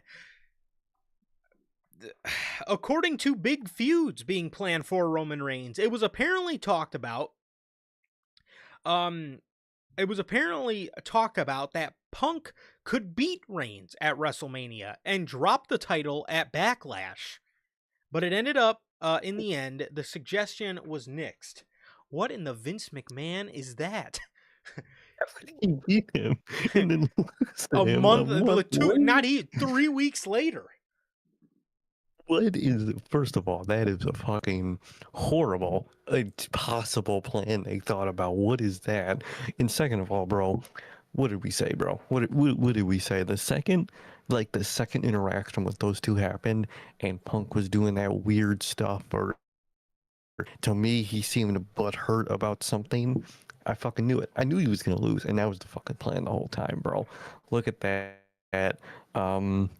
And I think that just goes to show, but the way CM Punk was acting during the feud, I think is very much telling. Like we said, that he knows he's gonna lose, and was kind of in some way butthurt about it. 100% and 100%, and that seemed that seemed to me like it was either Triple H trying to make everybody happy, and he was purposely trying to maybe give Punk a win at WrestleMania because he's never won at WrestleMania. But bro, this shit to me is truly truly the embodiment of something Vince McMahon would do. If Triple H were to do some shit like this, dog, Vince used to do that all the time, bro. He used to have, look at what he did with Roman and Brock a couple years back, 2018. He, for some reason, had Brock win at WrestleMania just to drop it to Roman at SummerSlam, even though we all knew damn well the plan was for Roman to win the title. Why he wouldn't just do it at the biggest show of the year, have no idea. This was completely stupid to me. And I don't understand why this would happen at all. And then going to what you said about CM Punk, going back to what you said about CM Punk, is like, yeah, you definitely, especially like with that promo on Monday Night Raw, you definitely get maybe a little bit of a salty vibe that he, Roman, I guess, is the one member of the Shield that maybe the 3 guys he talked shit about when he left the company for no reason, that he wasn't able to, I guess, really beat. So that you could definitely see a little bit of saltiness there for sure. And I main evented WrestleMania. I am a winner. Like it's just it kind of had it's kind of a little coated with saltiness, to be honest, a little bit. 100%. For like the post stuff, I think was a lot better. That post loss promo, although it was kind of weird how happy he was, I did like it a lot better than all the actual feud stuff before Mania. I couldn't stand like almost any of that stuff. But even then, you could tell it's copium, and it's a little bit of saltiness that he lost. Straight copium, bro. Straight copium. So I talked about how, they have long-term plans for Roman Reigns. What exactly are these long-term plans? So, according to bodyslam.net, WWE opted to put the World Heavyweight Championship on Roman Reigns due to 2 upcoming feuds the company deems huge for Roman. with the likes of Oba Femi, I would have never guessed, and Gunther. I love how they don't mention Jacob Fatu as if that's not a gigantic feud for Roman Reigns, but okay, I'll let Body Slam have it. Whatever. How do you feel about these two feuds, bro? And, you know, kind of, you know, how are you feeling about, you know, these two being, you know, eyed feuds for Roman Reigns? I think those are very good to be eyed feuds for Roman Reigns, man. I mean, the Oba one is obvious after Mania with everything that happened. Roman mentioned in an interview he'd like to face Oba. Oba went on the post show and fucking essentially called him out. So, and then Roman responded on the same post show. So very cool, very obvious there. The Gunther one is you know, it makes sense because obviously he's on Raw now. Gunther's a big main event guy on Raw. It would have happened, but just hearing that they have a plan, just I'm excited, man. I really love the prospect of that. Those two characters interacting. I think the match could be really fucking good with those. I think that's a very underrated match that I think isn't going to be hyped up as much as I think it should be. And I love this idea. I love the idea of both matches. I love Gunther, you know, obviously he's going to be in that title picture no matter what, but I wonder how his character would deal with a loss to Roman Reigns. I'm very interested to see that. And obviously Oba fans, myself included, want to beat Roman for that title. So I like the idea of these feuds, man. I really hope they happen. I think they're gonna happen, and I'm actually really excited for it, man. They made that world heavyweight title scene very exciting for the summer, and I'm very intrigued to see what they get. And like you mentioned, man, Jacob Fatu is a massive feud in there that should be treated as such, man, because I think it has a lot of implications for the future. I think so too. Match. I think so too, man. And so, you know, with Roman having these two guys as big upcoming feuds, I think is exactly what this championship reign needed to be for Roman Reigns. I think that Roman needed to switch it up, wrestle with fresh guys, kind of get out of the Rollins and Punk circle, which we kind of seen last year with Bronson Reed, even though, you know, Bronson was a fresh name, still involved with the Vision, so I guess he was still in the Rollins circle, kind of, or whatever, that whole thing. I was excited for him to work with people that he's never worked with before. Again, that's why I said the Bronson stuff was so good. And that's why I'm excited, very excited for this Jacob Fatu feud. Very excited for that. I think a lot of people want to see that. I think that's something they needed to capitalize on. The teasing with the Oba feud, I think, is something that Roman needed as well. And same thing with the Gunther stuff. I think the Gunther stuff's going to be great. I think it's going to be very underrated. A lot of people like to sleep on Gunther because of the whole, you know, I guess WWE, you know, people feel WWE over pushes him or oversaturates him. Either way, I love the sound of all this, and I think this is exactly what Roman Reigns needed to be doing. Feuding with fresh people, fresh matchups he's never faced before, and just kind of thriving at the top of, you know, this bloodbath of a world title scene on Monday Night Raw. There's a lot of heavy hitters in that main event scene on Monday Night Raw that I'm very excited to see Roman Reigns feud with, that we've never seen him feud with before, man. And again, a lot of people complained for years about him being in the bloodline vortex, or, you know, around Rollins or that whole circle. And I'm glad he's getting out of it, man. Oba, Fatu, Gunther. Fatu is still in sort of that bloodline circle, but for me, it's Jacob Fatu versus Roman Reigns. It's not Roman versus Solo. Okay, no harp on Solo, but Fatu is going to give you a significantly better match, and a better feud. So, I'm overall excited for it, and I'm just excited to hear that they have good long-term plans for Roman Reigns. That is the shit you love to hear about. I wish they have good long-term plans for everybody, man, but unfortunately, that's not the case. But I'm happy they got him for Roman nonetheless. And one more thing about Roman, although, Fatu is obviously family and that's a part of his story, but hearing names like Gunther and Oba who have no, family connection, no shield connection to fucking Roman Reigns is very fucking refreshing to see, man. That's the type of shit I want to see. It is. So, speaking of WrestleMania, also, Liv Morgan and Stephanie Vaquer. We have the official reasoning for why their match went 6 minutes at WrestleMania. 6 minutes. Jeez. That's wild. Yeah, say I don't know if there's anything that could justify this, but according to Bodyslam.net, Liv Morgan versus Stephanie Vaquer was kept intentionally short because both women were banged up going into the match, so WWE did not want either to get hurt further. So is that why you had Liv Morgan wrestling the next night on Raw? Yeah, that story gotta be. It's got to be just a fake ass excuse from some corporate dude talking to fucking some journalist, bro. Because like you said, she wrestled on Raw the next night against Sol Ruka. Oh my god. Oh, I can't wait. Dude, I told you, bro. Actually, no, I didn't tell you. I told you he was the one that just might have been safe. It's gonna be all of them. All of them, man. That's gonna be bad. I just lied right through my teeth. Wow. I said I told you, bro. Knowing damn well I didn't say that shit. Wow. My bad. I didn't tell you. I told it. Wow.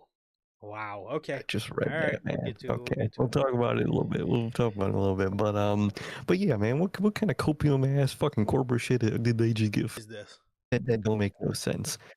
And they were teasing after the whole Liv stuff with Sol Ruka. They literally got face to face again, and basically, I know we're gonna get the Backlash rematch. So what are they talking about here? This was a bunch of bull. This sounds like a disgruntled employee walked up to Triple H and said, "Dude, what was that? 6 minutes?" And his quick, "Oh shit, I don't know what to say" answer was, they're both banged up." Really? Yep. Oh, well, what's wrong with them? This is not what we do. This is banged up. No, just banged up. Or we have a Raw match penciled in with Sol Ruka, and we're gonna tease those two having a rematch afterwards, but they're both banged up. What the fuck? They literally had Liv wrestling the next night on Monday Night Raw. Like, please, bro. Ridiculous. Fake ass excuse. They just simply had more time for ads than they had for the women's world title match. That is plain and simple what it is. Oh, 100%. They just wanted ads. They thought that was the most cuttable match to them, and that's what they did. That's a fake ass excuse, and it's a bad one too. You couldn't come up with anything. You couldn't come up with, you could have came up with anything, and you came up with the worst possible excuse. Alex, bro, please leave me alone. I don't know why I said that, bro. I told you. Told you. Knowing damn well I just said the fucking opposite. I said that and I was like, wait, no, you didn't say that. I was like, no. Jeez. WrestleMania. That's crazy. WrestleMania, man. This is just horrible news. This is horrible. What's that one? What's that one Andrade tweet from the first release for WWE? Exactly. Go to tweet. Oh my god. Bro just returned to the company. Yeah, he dead ass just returned. It is goated. This is okay. First of all, this is bad news for the future, and this is bad news for if anybody or anything happens to the Saudi Mania. I'll just say that, and I'll explain in a second. According to WWE, they have put out a statement touting the success of WrestleMania 42, announcing it was one of the company's highest-grossing events in history, with record or near-record performances across gate, sponsorship, merchandise, WWE World, on-location VIP experiences, and digital. As part of the proclaimed success, WWE stated that WrestleMania 42 featured 32 marketing partners. WrestleMania Saturday. WrestleMania Saturday was the most viewed telecast of 2026 so far on ESPN2. WrestleMania Saturday was the most watched telecast of the weekend on ESPN. 32 different companies had ads on that fucking show. My God. And a lot of people think there's some ad. Did you see the rumors that a lot of people thought there was going to be a big Borderlands ad because, you know, the whole night one theme that never happened? No, I didn't hear. Yeah, a lot of, because Borderlands is like also like a desert apocalypse thing. So I was an ad how it didn't work out, but that's why night one had that like apocalypse theme, is the whole night was going to have that Borderlands theme tie-in that I guess somehow just fell through. That's a big rumor I've heard of, which, man, my God, dude, but 32 ads, that's insane. Highest gate, I fucking wonder why. And they're just gonna keep going, man. You know, Punk, you know, had that fiery, better than the original pipe bomb per some promo about lowering ticket prices. That's right. And they broke the record without lowering ticket prices. They ain't getting lower, bruh. Yeah, so much for the fiery pipe bomb that everybody fucking loved. Yeah, TKO didn't listen to a thing he said, and now they're out here touting. We have the highest gate. It's because you overcharged all 40 something thousand. Definitely not 50 something thousand. I do not care what anybody says. That was 100% around maybe a 90 to 85,000 capacity for both nights. That was no more than 45 for each night. You could even hear how silent that arena was. You're not silent, but like you could even hear that it was significantly quieter. So, Sure, they had more people than last year. Or last year they had more people, I mean, and it was loud. 100%. So, WrestleMania, again, they're touting the success of WrestleMania, and what scares me the most about this whole thing, bro, is just in case something happens with Mania 43 in Saudi, what's going to be their backup plan? What happens with future WrestleManias? With all these high TKO brass living in Las Vegas, what are the odds that anytime they need a backup or anytime they have need a good reliable location, they're going to bring this thing back to Vegas? And I really hope that they do not use this as kind of their blueprint for, when in doubt, just go to Vegas. This does scare me for that, because look at what they did for WrestleMania 42. When in doubt, go to Vegas. Absolutely ridiculous, man. Absolutely ridiculous. I hate to hear the sounds of them touting this huge success for what was a clusterfuck of a show. Your numbers tell nowhere near the full story. No, numbers tell nowhere near the full story, man. It's such a lie, and I have that same fear. I feel like they're gonna make Las Vegas their like de facto home base anytime they need to go there. I'm sure we're gonna get Royal Rumbles, we're gonna get Survivor Series there. It's gonna be constant. I feel I could bet there's gonna be at least one Vegas pay-per-view damn near every year at this point, and it's gonna get really annoying. I could very, very much so see it. Very much so see it. Alex says a senator from Cleveland was begging. Wow. I did see that. To have Mania in Cleveland. Begging. Because, like, begging. Bro, take it out of Vegas. Take it out of Vegas, please.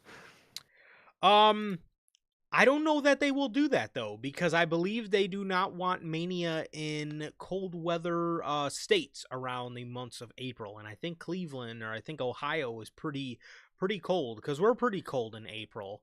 And I believe they are too. I believe they are too. So I don't know what the likelihood of that happening is.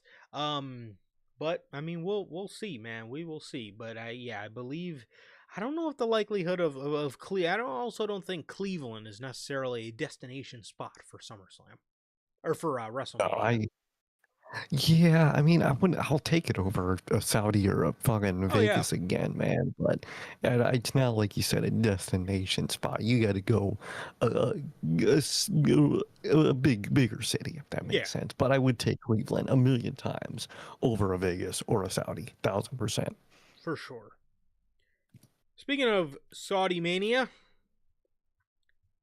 according to WrestleVotes, the WrestleMania 43 date is targeted for the weekend of March 27th, with a backup weekend being April 10th. So we're either looking at the March 27th weekend or the weekend of April 10th.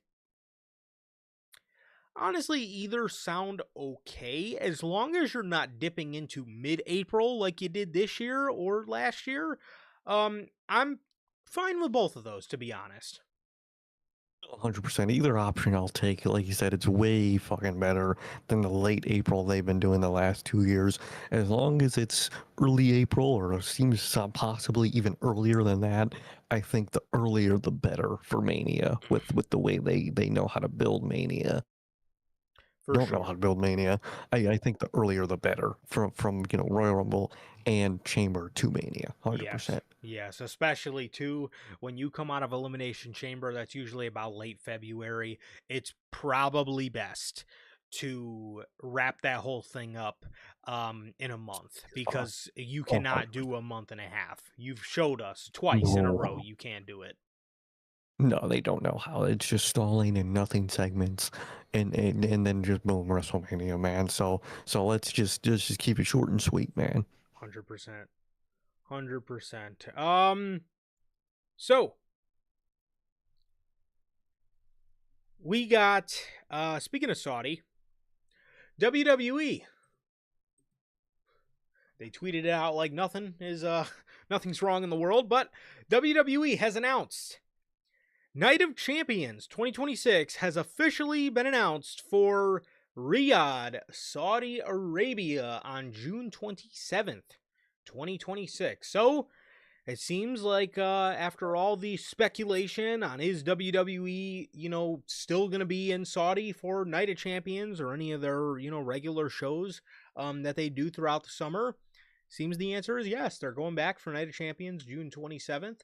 I'm assuming this is where they will hold King of the Ring. But yeah, man, this is what they chose to do. They've officially announced it. So hopefully everything goes okay, man. But yeah, Night of Champions is officially going to be in Saudi, despite everything surrounding it.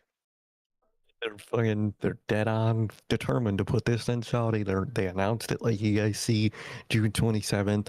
We'll see how it goes, man. Let's take an American event into a place that's kind of hostile to America right now. So we'll see how it goes. We'll see if they do make it, and if they do make it, let's hope they make it out. So we'll see. We'll see what happens. Let's just put all our talent in danger. Hopefully everyone makes it out okay if it does go through, man. I certainly hope so, man. This is obviously never a good thing to put your people in talent, put your talent in danger is what I meant to say. It's never a good thing to put your talent in danger, but we gotta conduct Night of Champions. Nothing's more important than Night of Champions. Certainly not their Night lives. of Champions.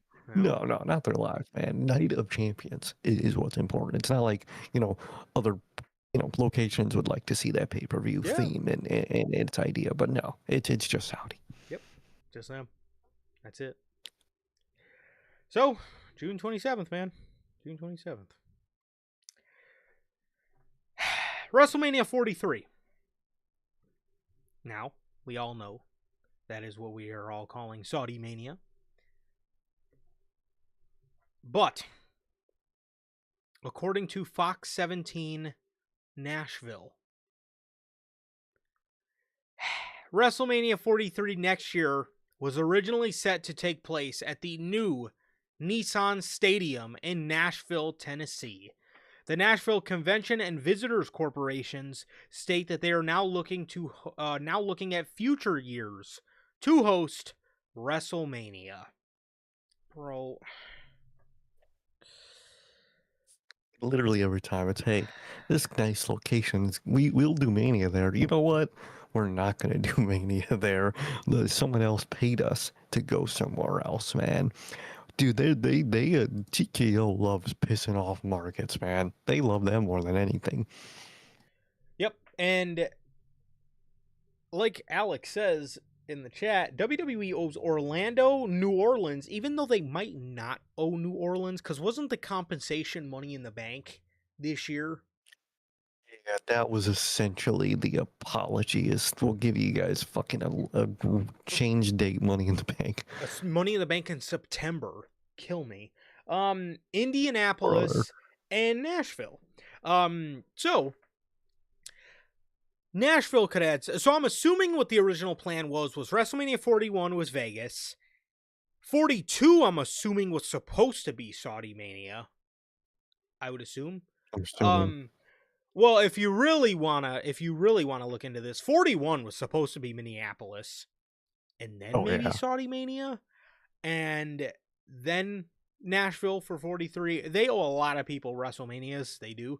But Nashville, bro, this could have been such a cool theme, dude. Like, the Nashville SummerSlam had a dope ass theme. I love the theme to that show. I really do. It's a really, really cool theme. Like that, just like country theme, that like country music theme. I'm not even a country music fan, but the theme was fucking dope. Nashville for WrestleMania.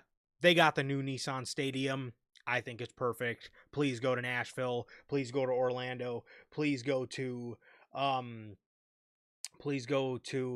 Orleans. Oh, it seems like New Orleans is they did owe them a future WrestleMania. So please, you can wait on New Orleans a little bit, but give them the WrestleMania only because I feel bad for them now. And the Indianapolis one, I'll take it too, man. But please go to Orlando and Nashville. Those spots, please. I think those themes could really, really be cool, man. So I really hope they go to those two specifically soon. But God, does it really suck? It was supposed to be in fucking Nashville. We were probably gonna need a dope theme for that, but instead, it'll be in Saudi. Yay. Yay, man. Like you said, I'm not even a country guy, but the country like bar theme of Nashville would have been super fucking dope, man. I would have loved to see that, man. And now TKO is in Ted DiBiase Jr. spot where they just owe a bunch of shit. He owes money, they owe manias, and we'll probably never get him. I feel like they're gonna be dodging all these locations, and they're gonna try to go to Saudi again. I wouldn't be shocked if they try to go to Vegas again, and I'm sure if anyone gets them, it's going to be Indianapolis first because they do love that location, man. So I would really love it in Orlando. New Orleans, fine. They're owed one, but I could wait. And in Nashville, especially, two locations, Orlando and Nashville. I really would love to see. Fortunately, we're not going to probably see him anytime soon, and I feel like it's just got to be more TKO happenings every year. They're going to get a location, and then they're just going to backtrack and change it to whatever pays more, man. So hopefully, 44 can be a lot better, and they could start on a right track for Manias. I hope so. I'm tired of this WrestleMania fuckery, man. Gone are the days of Vince McMahon. God, I can't believe I'm praising the dude again. Gone are the days of Vince McMahon announcing Mania locations for the next 3 years. Gone are, and actually sticking to them. Completely sticking them to those locations, man. Now they literally announce a location and say, you know what, actually, we're going here instead, which is fucking wild. He obviously had to push back the Tampa one because, he wanted to honor that Tampa's Mania got fucked because of COVID. And he actually gave him a Mania, which, again, That's not a bad call. I don't think that's a bad call at all. No. I don't think that's a bad call at all. But Goat. God um damn it. but that was really the only reason he that was really the only reason he kind of switched up on the Mania in Tampa. Well, he didn't. That was the reason that got pushed up. It wasn't even because of anything bogus. It was literally just because of COVID. But man, gone are those fucking days. It seems like every year they don't know where they're going for Mania 9 months before the show takes place. So what do you know? They have no clue. You know, I do have a clue of Okada's next tag partner, though. Dude, throw it up. Hey, they got to do it. They got to do it. We got to get the U in with Okada now. We have to get it. Chase U is officially damn. R.I.P. Goats. Dude. Horrible. Horrible. Heartbreaking. It's really heartbreaking, man. Well, guys, all these releases are probably taking place for one man. Oh my God. WWE has officially signed, according to PW Insider, they probably had to shell out a big lump sum of money, which is probably why they had to release the whole Wyatt 6 for Evil. Evil. Fucking evil. Evil's coming in, bro. And all I hear from New Japan fans is that the dude sucks. I hear he's fucking horrible, dude. I hear he is absolutely abysmal. But they're hiring this guy while letting the Wyatt 6 go is fucking wild to me, bro. I would take Andre Chase over Evil at the end of the fucking day. They're gonna hire Evil. Did you see the new trademark name? It would be hilarious if it's for Evil, but I doubt it. Are you talking about WWE filing the trademark to Mason Rook? Mason Rook. It might be Evil, man. Dude, I kept seeing everybody. Dude, I keep seeing everybody fucking post a clip of that Jinder promo where he told Nakamura that he's like does Nakamura like Rook at him or something. You know, he's obviously fucking crazy. He's obviously making fun of a fucking like Asian accent, bro. And dude, I kept seeing people like, do that. Oh my God. It's hard not to fucking laugh, but it's just like, it's such a stupid fucking thing. But they genuinely, how are you going to file? How are the reports of Evil signing with WWE going to drop? And the next report is them filing a fucking trademark for Mason Rook. It's gonna be horrible. Is evil. That is evil. He's evil. My God. If they make that his name, then my God, because that segment in itself a few years ago was wild because it was a pre-recorded video promo. Yes. So they had probably like 3 or 4 days. They sat on that promo and were like, "Yo, people are gonna love this." They have this dude say a racist remark and just fucking post it, bro, on live television. And if they essentially do the same thing many years later with a name, they are just wild, man. They are wild. But Evil is coming to the company, and I think he's gonna light the world on fire, man. Oh God. He's gonna suck, dude. He's not gonna make it on NXT if he is in NXT. Well, hopefully he's not Mason Rook, and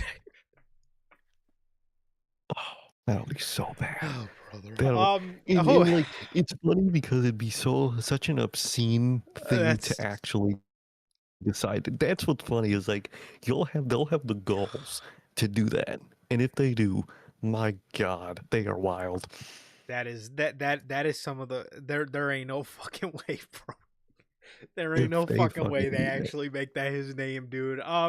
First of all, Evil with the first name Mason is already wild enough, and then you make his. There's no way they make his last name Rook. There's no way. I fucking refuse. Tony D'Angelo was recently on NXT, and Robert Stone gave him like a box with like a Japanese symbol on it. So I'm assuming that's Evil. They're sending him to NXT first. So Io's fiance, so that's why.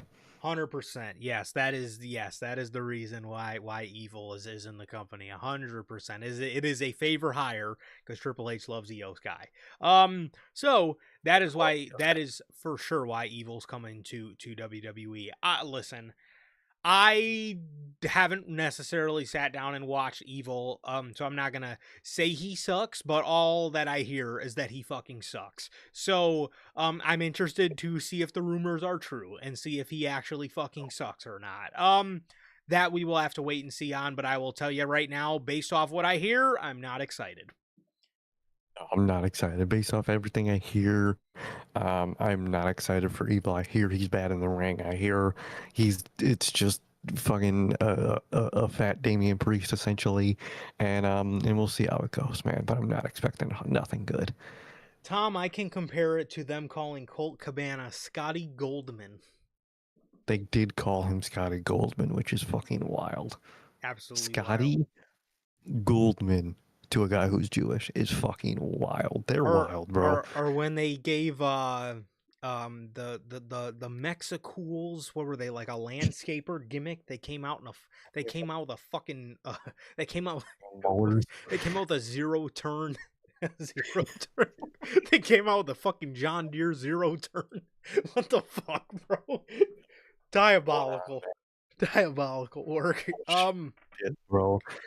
Vince was running some crazy shit, but Triple H could very well be on his way if they name Evil Mason Rook. That'd be horrible, man. That would be horrible. I wouldn't be shocked. He did. Triple H did have a racist Pakistan segment where he was doing a mocking Pakistani accent to literal, just random Pakistani citizens. Fucking wild. The shit they have done in this company is beyond wild, dude. They do some wild shit sometimes, man. I think we might have another instance of that very soon. Out of pocket as hell. If I see this motherfucker pull up and Vic Joseph, oh, it's Mason Rook. I'm done. Oh, it's Mason Rook, man. Could you imagine Booker T, bro? He's gonna. God. He's one evil dude, man. They would say some shit like that. Oh, WWE. We will have to wait and see. But yeah, I'm gonna give him a chance because at the end of the day, I gave David Finlay a chance, and all I heard about David Finlay was that he fucking sucked, and I actually really like David Finlay. So I'm gonna give him a chance, but all I hear is that he fucking sucks. So I hope not. Oh yeah, that is all I've heard is that he sucks, which, for David Finlay, true, but we also did actually watch David Finlay for a match, and that match did indeed suck.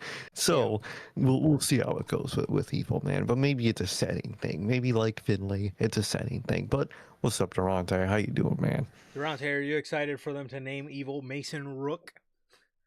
That's wild. Whew. That is going to be fucking crazy if they do that. Oh God. All right, where were we? Call-ups, man. Well, actually, first, SmackDown presentation. Man, this is compelling news. Oh, I love this one. This might be my favorite story of tonight. This is great. This is great stuff. Man. According to WrestleVotes, WWE is reportedly discussing a presentation update on SmackDown. Multiple names have been discussed for a move to the SmackDown roster. We'll get to those in just a second. Well, one is a call-up. The other one is Rey Mysterio. However, I think they got the wrong Mysterio. However, it is reported that the theme song, the set, and the logo are expected to remain the same. So what's the presentation change? What? Well, actually, I have the answer for you, sir. What is the presentation change? Okay, let's hear it.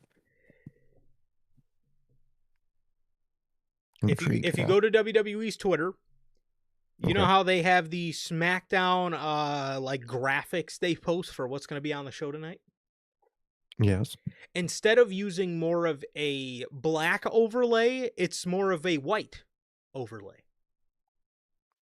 Wow. Mm-hmm. Look at that, man. So my biggest problem visually My biggest production thing with SmackDown is that it's too fucking bright. Is going to get even worse because now their graphics are even fucking brighter. You talk about SmackDown presentation. I hate the current look to SmackDown. I hate it so much, dude. It is too goddamn bright. The blue is too much of a fucking light blue. I hate it. The SmackDown to me was always the even darker, grittier show than Raw with like dark, not completely dark, but a very dark saturated blue and black everything else, dude. I hate the current look of SmackDown. It's way too goddamn bright.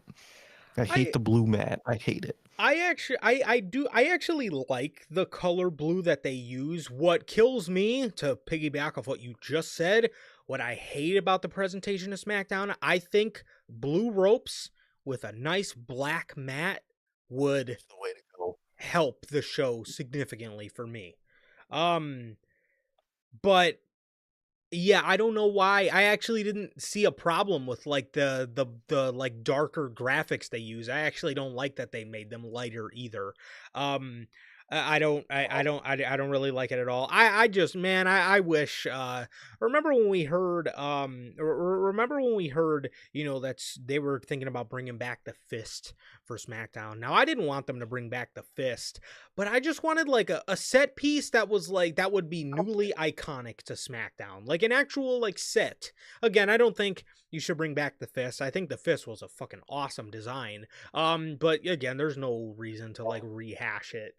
But like just creating a No. set piece that is like unique to today's SmackDown, I think would be really cool. But instead, we just get a fucking giant board. In 2019 when they had the actual like cool custom set Oh, with the those like little the like spine thing. yeah, yes, Yeah, it's something like like that. something like that. Now you don't gotta do that, but like it was unique to SmackDown, and that's the type of shit I miss. Especially SmackDown is dead ass just a big Tron. It looks horrible, man. It's too bright, too much LED everywhere. Again, especially for SmackDown. You don't gotta do the fist, but you could just do something unique, man. Like you do something unique, man. Please. The fact that the theme song wasn't in question to change gets me. Oh That yeah. who in the fuck? Imagine, ima- imagine, imagine, you know, imagine, dude, imagine growing up, all right, 2010 SmackDown, or if you even want to get more diabolical, imagine the fist era of SmackDown, the you know, ruthless aggression era of SmackDown, but with Megan the Stallion as the thing. Imagine a badass video package with Kurt Angle, Brock Lesnar, Word Life, John Cena, JBL, all them, you know, Eddie Guerrero, all them SmackDown alumni guys, Edge, Ray, Batista, and Megan the fucking Stallion is playing. You know how, that is such a killer, bro. That is a vibe killer, Vibe killer. And like, man. and that's the thing. I like, Godzilla for the Raw theme. I Love it. like it. It's different. But you got to have a contrast. You got to do one rap and one something else, dude. And I'm not talking about that Kid Rock garbage they had a couple of years ago. That shit was dog shit. Just something with energy behind it, man. Give me Please. like That isn't. Nirvana, Beartooth, um, Something like that. Something with some grit, bruh. Like this is you dead ass have ass throwing music to start SmackDown, bro. It don't make sense. Like Ozzy, something, bro. Man, like it's dead ass throwing music. When I don't want to throw ass, I want to feel like I want to fight. I don't want to feel like I want to throw bro. ass watching fucking SmackDown. Um, Absolutely ridiculous, man. This SmackDown again, how that fucking theme song wasn't even in consideration to be changed boggles my mind significantly. No, it really does, man. They need a change, and they're gonna literally not change anything. So they're not discussing change. Let's talk about some call ups, man. Speaking of SmackDown, obviously not a call up, but they're discussing. How do you feel about them discussing Rey Mysterio going to SmackDown? That's interesting, man. That's interesting because, like, in a way, I like him being away Mm-hmm. from Dom for now up until the last match. But like, when is going to be that last match they have together. But overall, I'm interested in it. And him, obviously they're just going to have him mix up with other luchadors and Mexicans. That's how Triple H works. So him mixing up with Rey Fenix could be something cool because that's all they're going to do with him. Yes, I think they found Andrade's replacement for the Rey Fenix tag team. Have you seen these AEW fans debating on Yeah, if I they did. will accept Rey Fenix back or not? If they should take Rey Fenix back or not. They are hilarious. That fan base They don't is want him. absolutely fucking hilarious, man. You gotta laugh at it, bro. You Yeah, gotta man. laugh at it. I'm seeing, should we have the discussion of letting him back in the company? Bro, what? You're not Y'all don't Tony run the Khan. company. What do you mean letting? What do you mean? Let's What have the the fuck do you discussion. mean, bro? They're a hilarious fan base, bro. They really are. Wonderful bunch of people. Um, Mhm. honestly, I am not really a fan of them putting Rey Mysterio on SmackDown. As a matter of fact, SmackDown could use the refresh of Dominic Mysterio on the brand. I think, do you swap like the MFTs, or I would have said the Wyatt Six, but well, here we are. I think you swap a group like the MFTs for the Judgment Day. I think Dom on SmackDown, I think would imagine, bro. You could do a Cody Dom feud. I think that would be dope for the WWE title, bro. You could have Dom and Dragunov, Dom and Mello, or even swap. Oh wait, no, Dom is not the IC champion anymore. Yeah, I think according to for me, man, it's just I think SmackDown needs a big refresh, and I just don't think Ray is gonna make that big of an impact for what they need. I think a guy like Dom on SmackDown. I think he just fits the SmackDown brand. Obviously, he's very Eddie Guerrero. He's very Rey Mysterio, obviously. And those guys, dude, everybody says Eddie and Ray are like two of the most iconic SmackDown guys ever. And I think Dom would just fit that bill. Very similar to how people just say, Rollins is just a Raw guy. I could just see Dominic Mysterio being a SmackDown guy, you know? So I think they got the wrong Mysterio personally. But again, I just don't think Ray's gonna make that big of a difference if he goes to SmackDown. Like what seismic shift is fucking Rey Mysterio gonna cause on the SmackDown brand at this point? Sense. And like Tom mentioned in the comments, SmackDown has no contenders after Randy for that Nothing. world title scene, especially after like he said, that they lost Jacob. They don't got nobody. They're not going to put Black seriously in that spot, so you don't have him. Andrade's fucking doing his shit in AEW. You could have did it. You're not going to do him. It's a horrible scene over there on SmackDown. They need a Rollins. They need a Dom. They need those type of guys more than they need a Rey Mysterio at the end of the day. 100%. 100%. Or Braun. If Oba is Braun. going to be on Raw Yes. now, Braun, you got to. Put the I would bronze. take that Seth. Yes. I would take the Braun. I would take that Seth and Braun story over to fucking SmackDown. I really would. Yeah, or Even though mhm. Even though literally I saw earlier that they announced Jacob Fatu and it's for tonight on SmackDown So for a segment. he is on SmackDown, but I hope they do It's a his right off. slower transition to Raw, because with everybody I don't hope that they do that. I hope that's if they if it was up to me, I would have just hard moved them to Raw. I would have, but you know how WWE is. I just hope their plan is to slowly move him to Raw, even though again I would have just fucking done it. But Oh, you know man. them. Um, You know how they go. so talking about more moves to moves and call ups. According to Body Slam, WWE have had discussions about Ricky Saints. Another source indicated that the CW would like to keep at least one established veteran on NXT in the men's division for the time being. Do you think they will end up calling Ricky Saints, or do you think they will end up keeping him in NXT for now?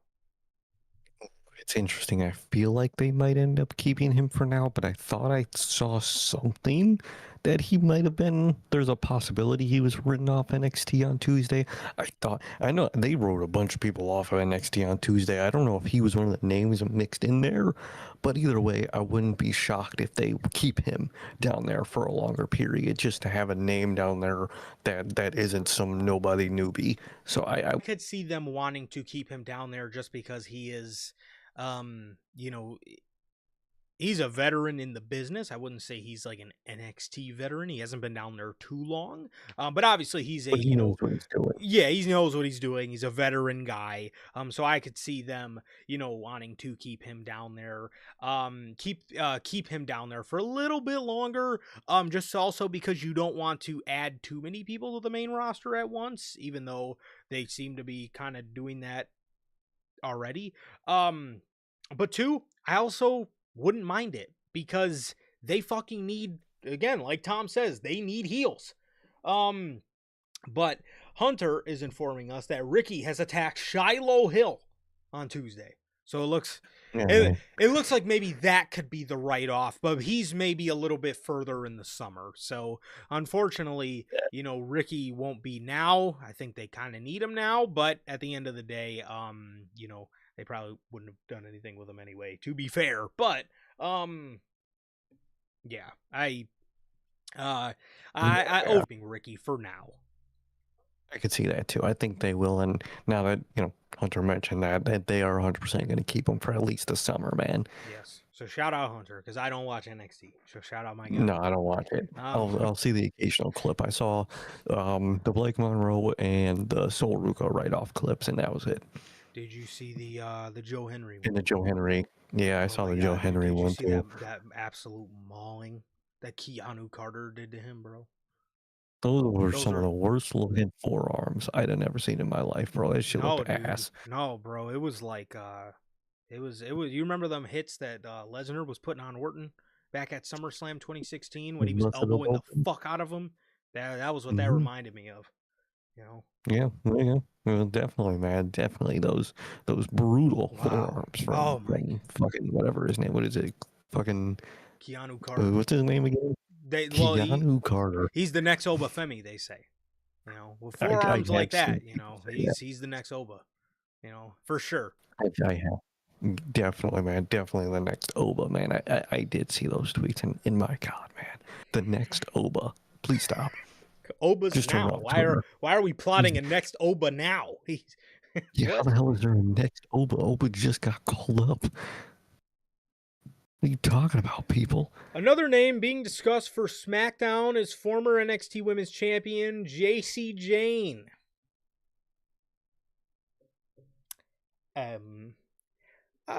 Jacy's okay. I just gotta say, she reeks of, like, we're gonna experiment with you, the experiment's gonna fail, and then we're gonna release you. That's, to me, I hope that doesn't happen to her.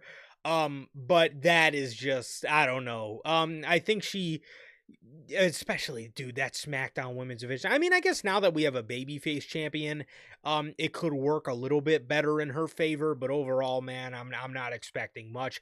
But the SmackDown Women's Division could use the body. I'll give them that. They could, and I think she, from everything, it seems like she won't be going alone. It looks like Fatal Attraction as a whole is going to be called up too, is what I've been seeing, man. Really? So that might help her case. That's what because none of them were mentioned on NXT apparently, unless they do the dumb shit that they did with Santos and his group where they went up but like left fucking one of them behind for no reason. I could see that. I could see just maybe two of them getting called up or whatever, but it seems like all three might be called up. And I like Jacy. She was shockingly good, and I think it was Evolution last year, and she's not bad from everything I see, man. So I feel like she might be solid in the mid card, but probably unfortunately nothing greater than that per this company. Yeah, and that's the thing too. Is like she isn't bad, man, but she just for me reeks of somebody that WWE is gonna have no idea to do and no idea to what Yeah, to do anything with. Now, I could be wrong because fellow super senior Trick Williams is on SmackDown and is doing pretty good for himself. But at the end of the day, Trick Williams oozes charisma. Okay, that's his thing. and you know I must say for me not being a big fan of Trick coming out of NXT, I've always said Trick was nothing more than an entrance. Um, he's been surprising me, man. He's been doing very well, and I've taken a liking to just his act on SmackDown, I guess. More than I ever No, I have. like Trick. Yeah, no, for I sure. definitely like Trick. JC on the other hand doesn't really ooze charisma the way Trick Williams does. But again, I'm not gonna write the super We'll senior see how out. it I goes. think she's good. I do. But at the end of the day, man, I just feel WWE's gonna have no idea what to do with her personally. Um I won't doubt it. uh Another call up. Joe Henry. Joe Henry. The original, according to WrestleVotes, the original plan for Joe Henry was speculated to be on SmackDown, but WWE Creative was set to integrate him to Raw. Creative discussions have taken place around inserting him into the upper mid card as soon as he joins the brand. Joe Henry's You're absolutely terrible. I would have much rather had him on Smack. I see a lot of people saying that.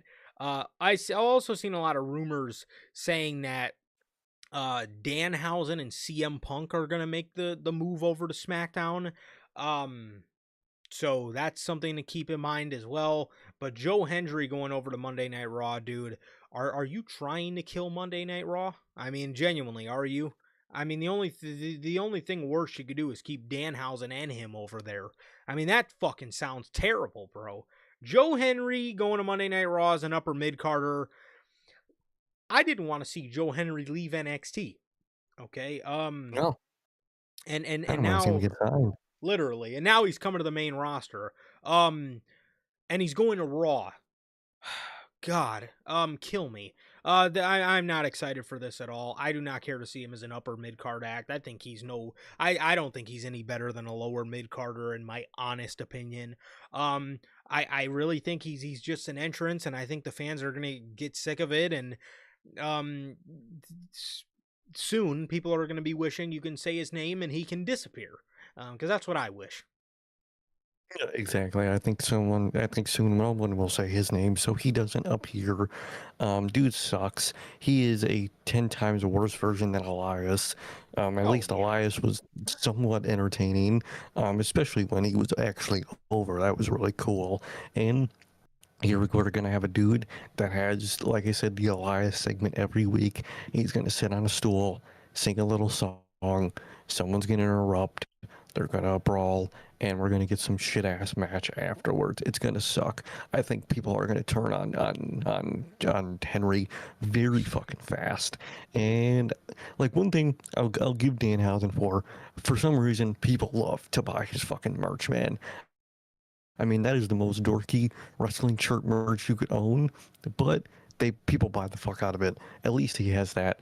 I haven't seen a single piece of what Joe Henry merch looks like, dude. I think it's just a white T-shirt with his fucking render on it. That's horrible. I don't think he's gonna sell like Danhausen, and I think that's what they're hoping for. And I think they're gonna be disappointed with that. He's not gonna be, at least merch-wise, on the level of a Danhausen, man. And he's gonna be in the upper mid Carter.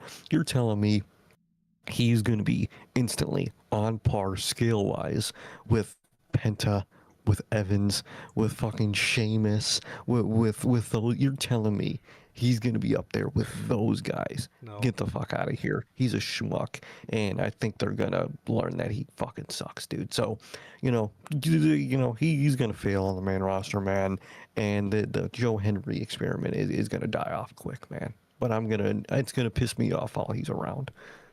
100%. And the final name that is speculated to be called up, this one doesn't specify which roster, but this past week on NXT, Blake Monroe, Mrs. Monroe, was written off of TV.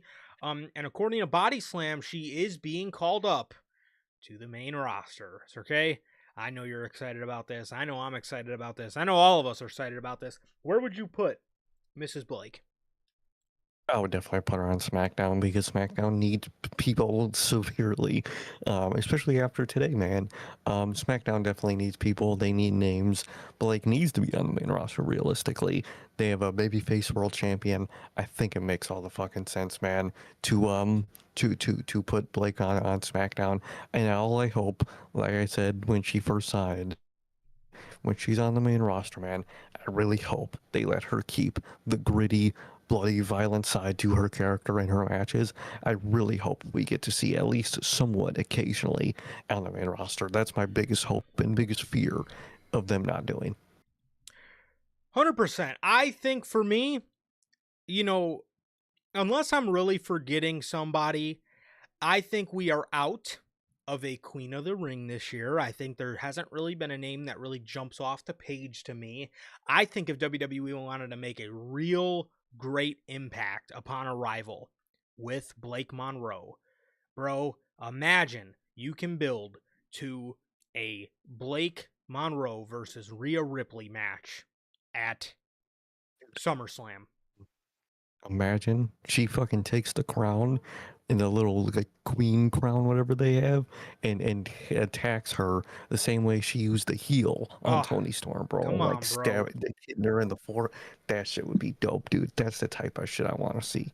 Blake and Rhea would be tough. I think that would be Mhm. very tough. Now, I'm not really against her going to Monday Night Raw, but the fact of the matter is they have a No. heel champion. Well, And I mhm. think I would prefer her on Monday Night Raw, because Monday Night Oh Raw yeah. is the show where I personally sink my teeth into a little bit more than SmackDown, and I would hate for her to be over on that fucking creative wasteland. But at the end of the day, I think overall, SmackDown better sets her up for success. If you brought her up as a babyface, then sure, you could bring her over to Monday Night Raw. But I really feel the best case scenario is to bring her up as a heel. And bro, book it. Rhea, Blake, SummerSlam, women's championship, dude. You could put the King of the Ring on Blake, have her make an immediate impact. Because otherwise, I don't really know who you could put the Queen of the Ring on. There's not really, again, like I said, there's not really a name that jumps off the page to me this year.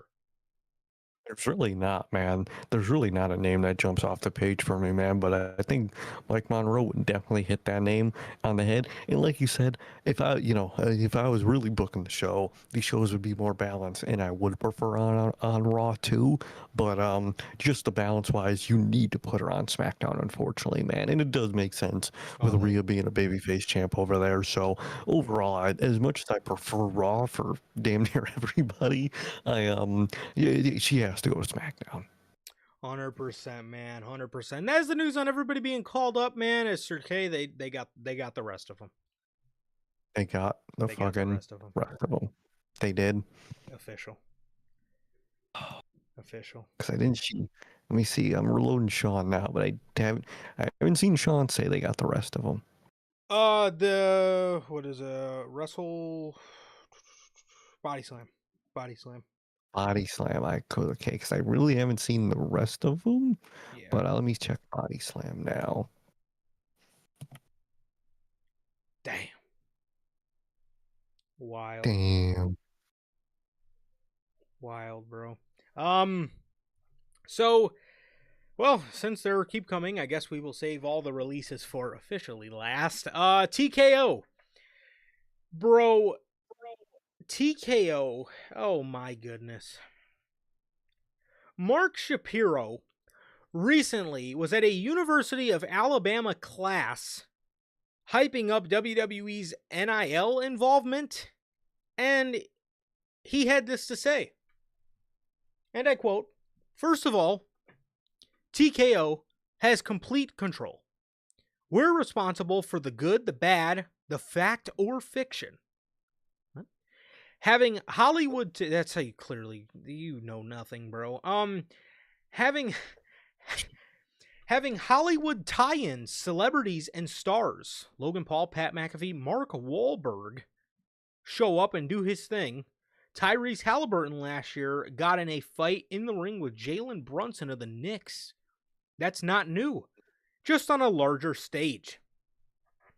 And we're spending a lot more money to market the brand and market the content. And when you do that, you're going to win some folks over. You're also going to chase some folks away. Really? Are you proud of that, Mark? No way. They don't like this or they don't like that. This is too expensive. Oh my God. To watch WWE, I gotta pay Netflix, which costs this much. I gotta watch USA or SmackDown. I gotta do this. I gotta have CW. I gotta have cable. I gotta pay for ESPN. And you're gonna make some enemies real quickly. Let me continue with this quote. I was just reading something yesterday that if you want to watch the Yankees game this year, the full season through the playoffs, you have to watch them across 10 platforms at the cost of $1,000.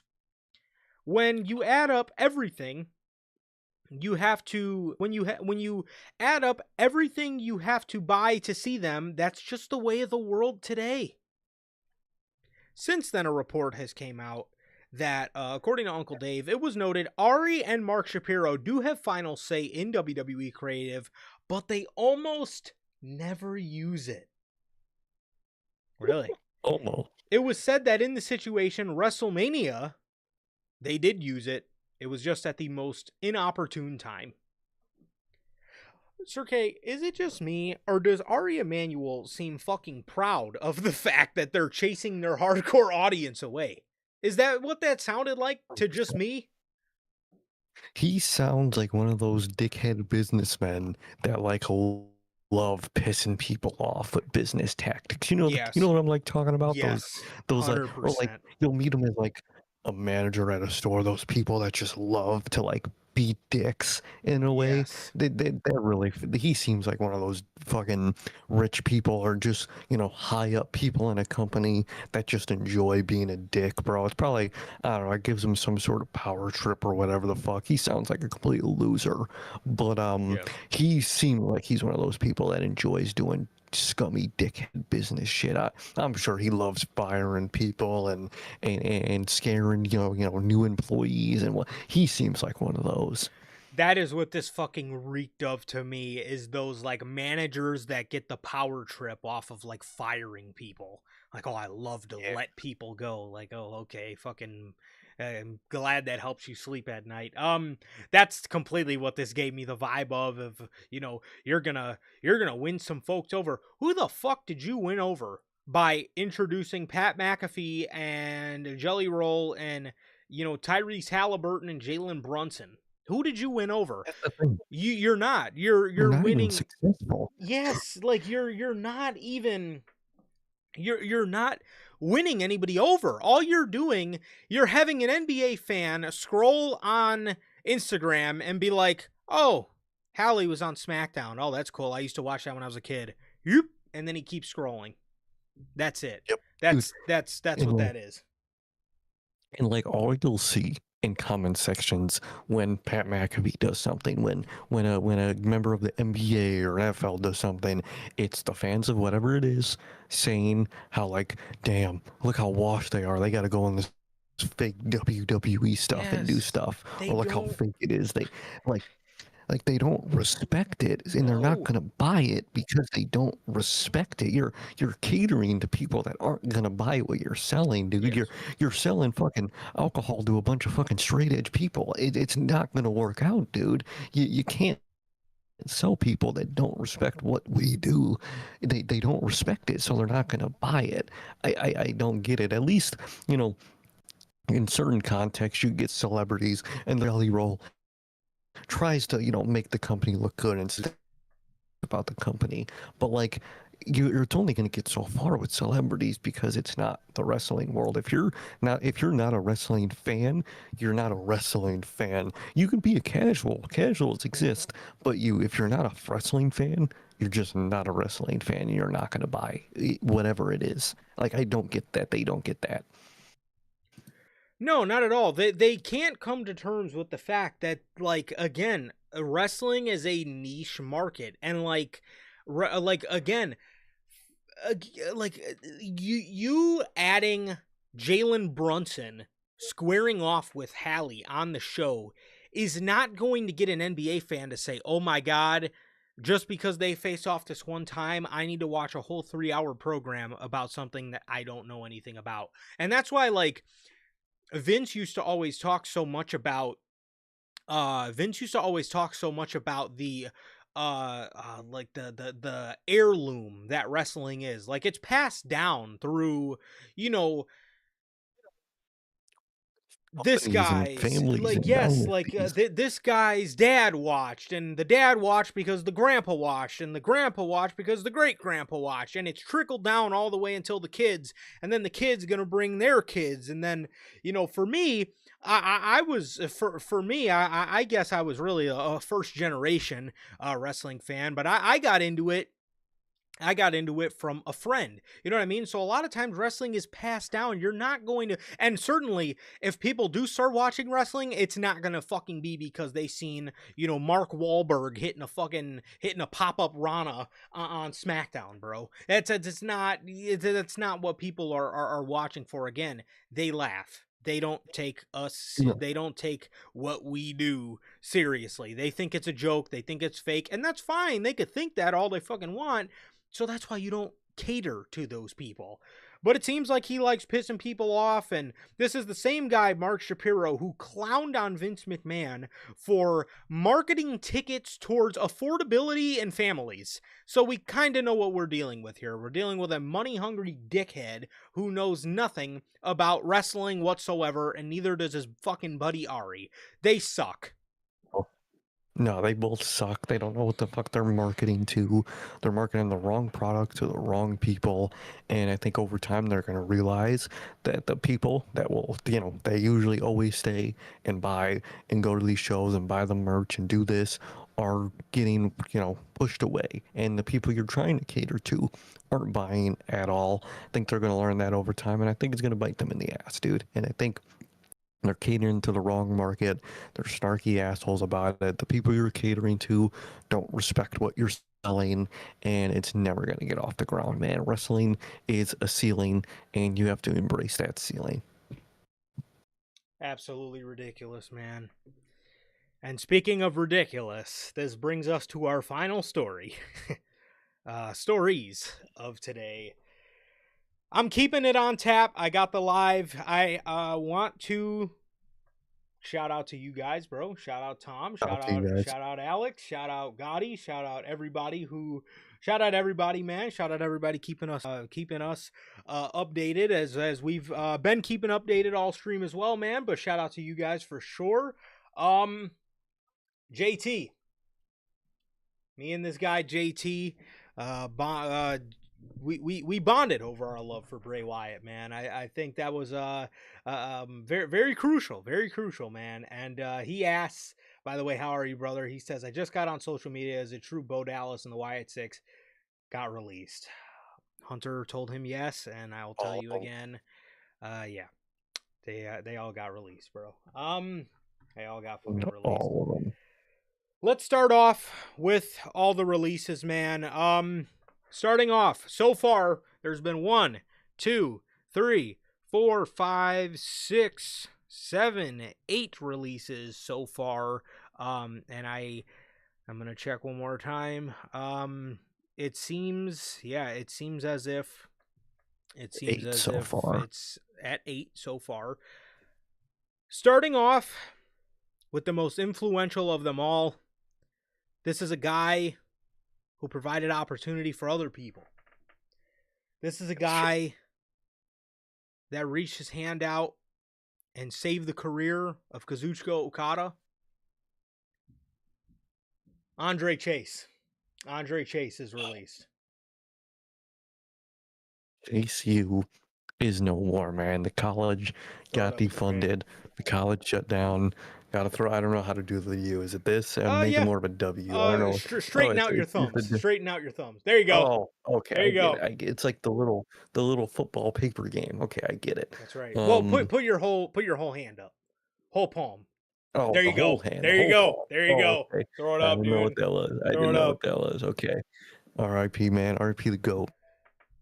Man, I'm man. gonna miss him. But this does mean that technically him being with Okada is technically a possibility now. And dude, they could get Duke Hudson in AEW, bro, and Bro, get the that's what real I'm saying. band back together, bro. We need the That, real oh, Chase U, Andre, Duke Hudson, and Okada. Come on, bro. that's Let's what I run need. it. I need Okada to tell the Don Callis family, fuck you. I got a real family. And it's gotta be Chase U, I need man. I mean Okada to this tell letter.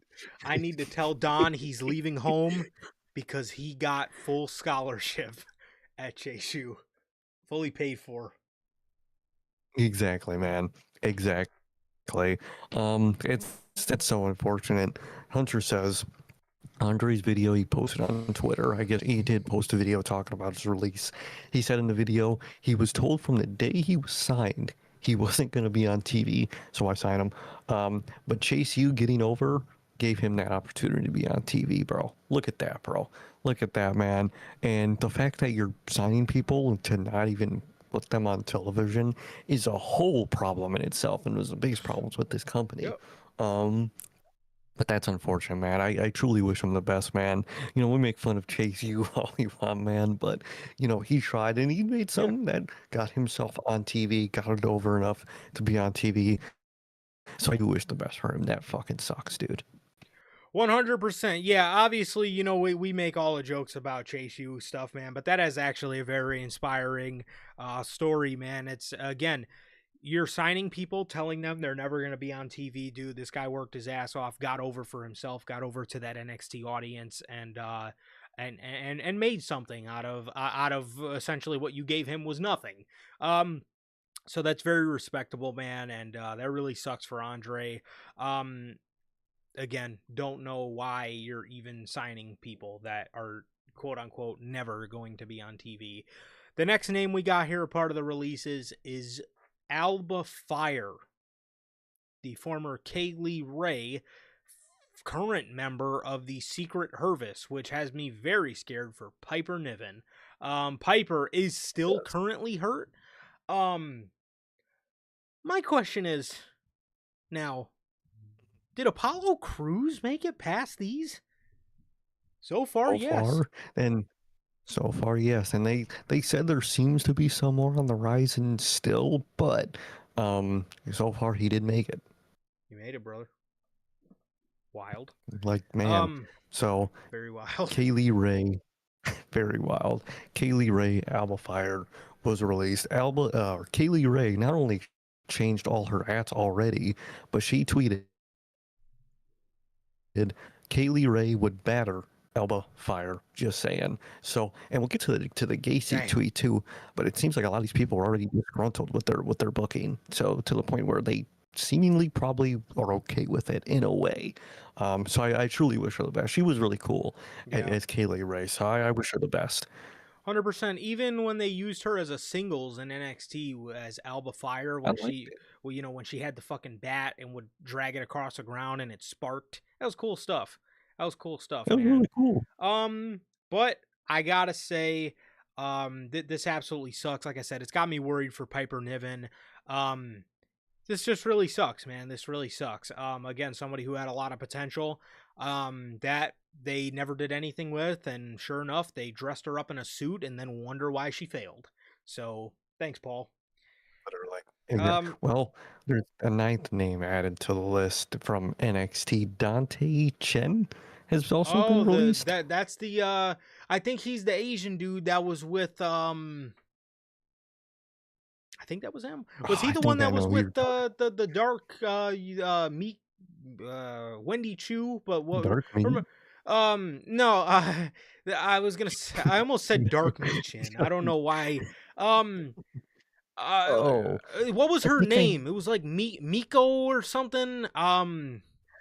Yeah, I think I know who you're talking about. I think there is not a picture provided with the post I saw, so I all I know is the name has also the ninth person so far, the most recent one. Wow. Dante Chen, dude. He was over with the crowd, of course. Was he? Wow. Of course he was. Apparently, Well, of course he was. Wow, man. So Dante Chen is part of the list too, and then next we have Zoe Stark, who apparently was just recently cleared for a return. Zoe Stark is released by WWE. This one, Miko Satomura, that was the name. I think he was the one with her. Or was that Boa? I don't fucking know. Somebody oh, named it might have Dante been Chen got Noah. released. I don't fucking know. Man, uh yeah, no, for real, Durante. Whoever the fuck it is, he got released. I'm sorry for him. Zoe Stark has been released by WWE, man. This one, man, this one especially does suck. This one, somebody very, very talented that, unfortunately she never really had too much charisma, but very, very good in the ring, and it really sucks that this is kind of how things were going to be. This honestly was one I really did expect from day one, only because of the fact she couldn't cut a promo. I really felt that WWE eventually was going to have no idea what to do with her. And I ended up kind of being right, which does suck because she is very, very, very talented. Exactly. She's very talented. I liked her in the ring. Her promos obviously needed a lot of work, but that's why you keep using people, you keep booking people, you keep putting them in promos so they could get better and better. That's something that WWE doesn't know how to do nowadays. And I hope the best for her. I liked her. I thought she was cool, and I wish the best for her. That like Tom mentioned, that injury really did also screw her over because they probably just were like, you know what, no one's gonna to WWE. They probably had the mentality of she's been gone so long. What does it matter if she doesn't come back in a way to their mind? So it truly does suck. For sure. For sure. And then, last but certainly not least, Nikki Cross, Joe Gacy, Dexter Loomis, Eric Rowan, and Bo Dallas, Uncle Howdy, have all been released by the WWE. And this one is a big one. And this one is one that breaks my heart.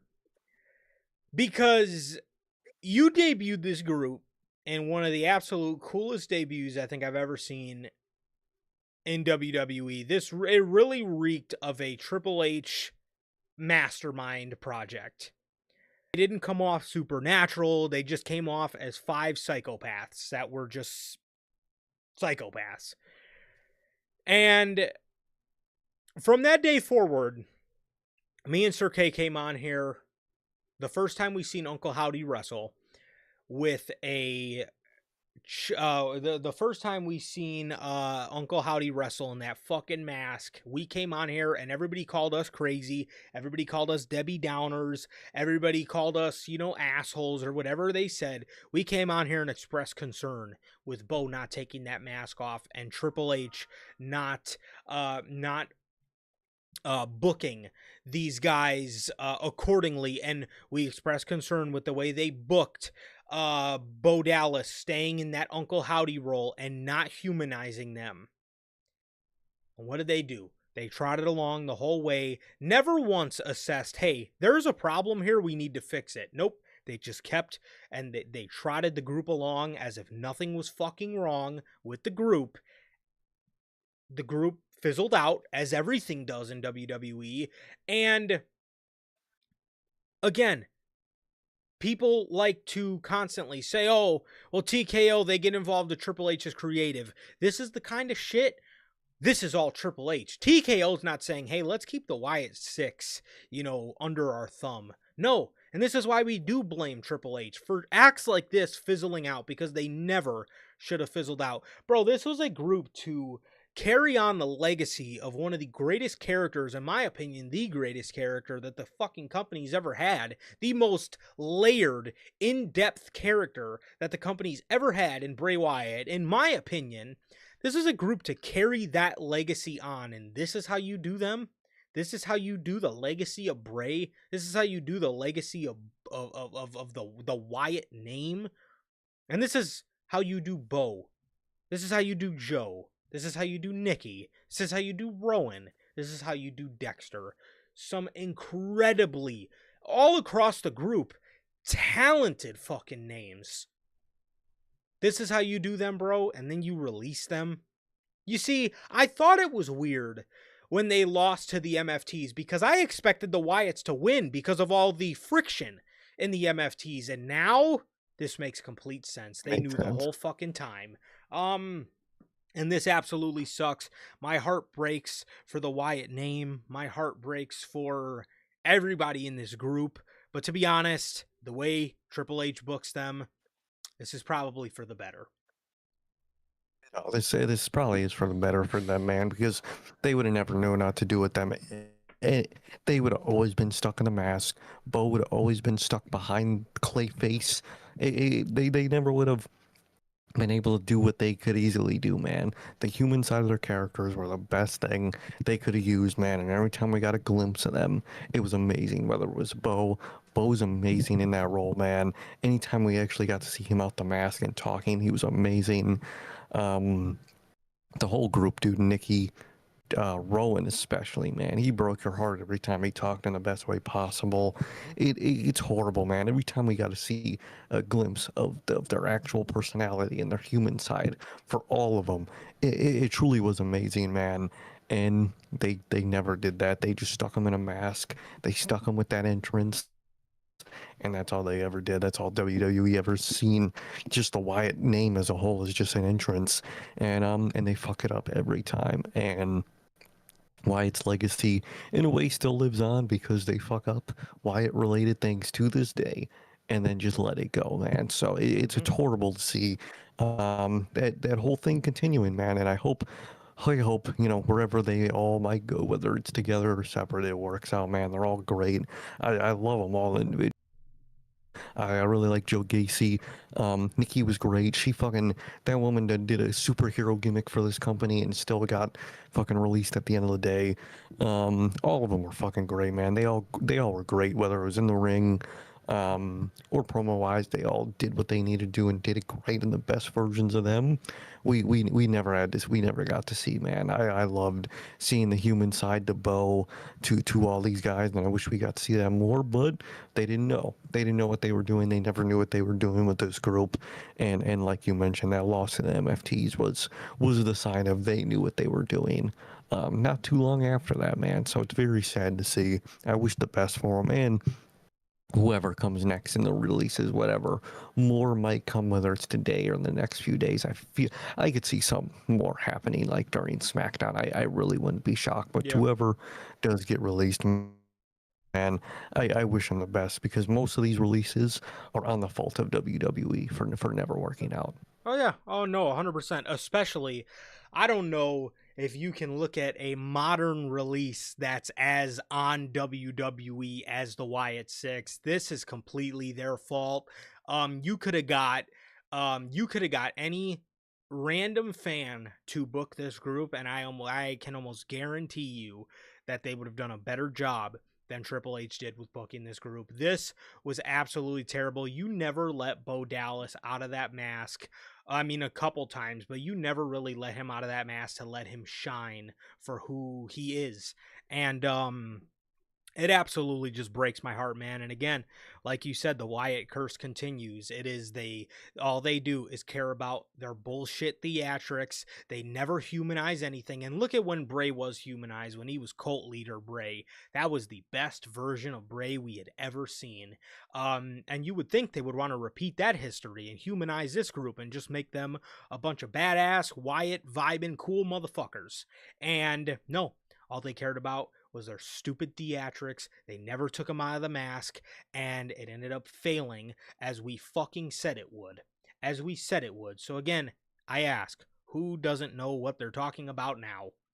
Again, I'm not saying I'm always right, bro, but with the Wyatt 6, from day one, we Said hit it. that shit on the head. We hit it on the fucking Mhm. head as to what was going to happen.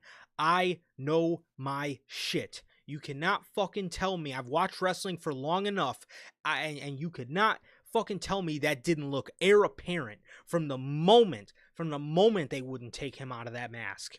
I knew where the group was headed. I knew the trajectory the group was on. And it No, just, exactly.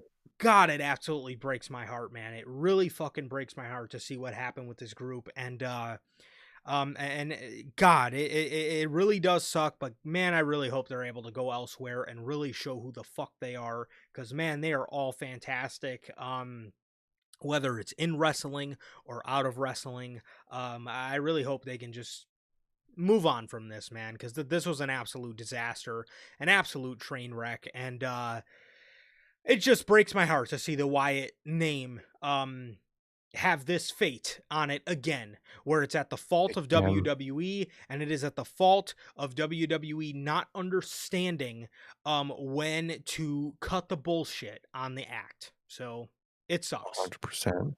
It sucks, and it really sucks that history continued with the Wyatt name, man. I really hope this time was going to be different, but the more time went on, the more we saw, the same old Wyatt 6, the more I knew that it would all end the same. They would overly theatric it, and they would just end up just dropping it, and they quite literally dropped everybody from the group all at once. Fucking horrible to see.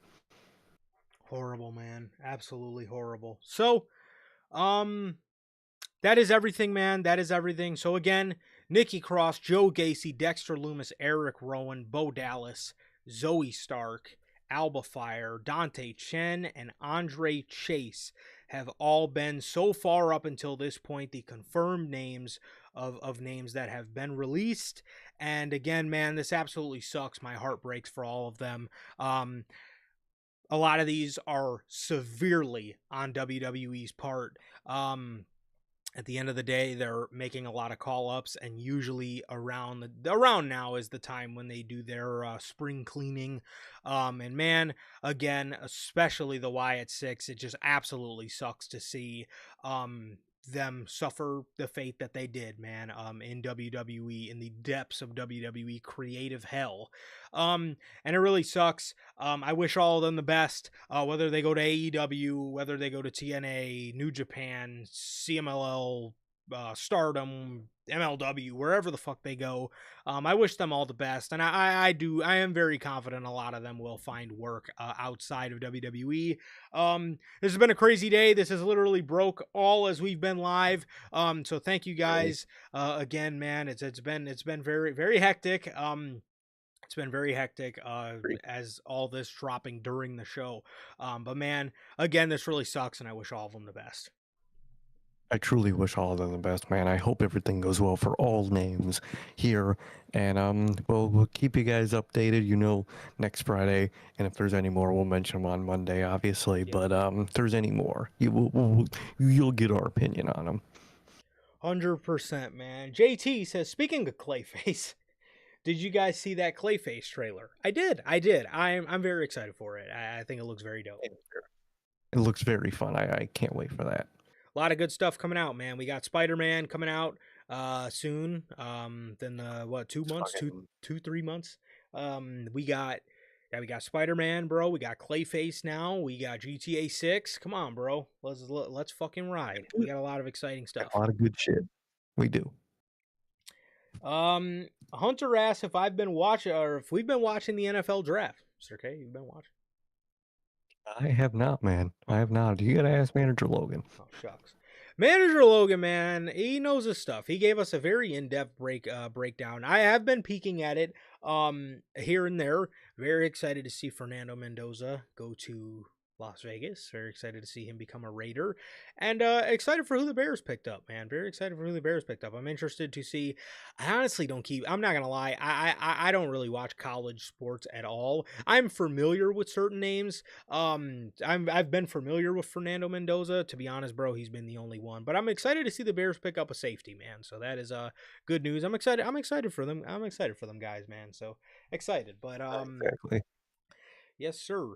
Yes, sir, man. I actually haven't seen who the Seahawks got, which I am a Seattle fan. So, what do you know? I haven't peeked yet, but I've been keeping tabs on who people have picked. But I did forget to see who the Seahawks picked with the last pick. But that's neither here or there, man. But man, that is everything for here today on the news, man. Thank you guys so very much again. Thank you guys. Shout out to you guys, man. Shout out to you guys. For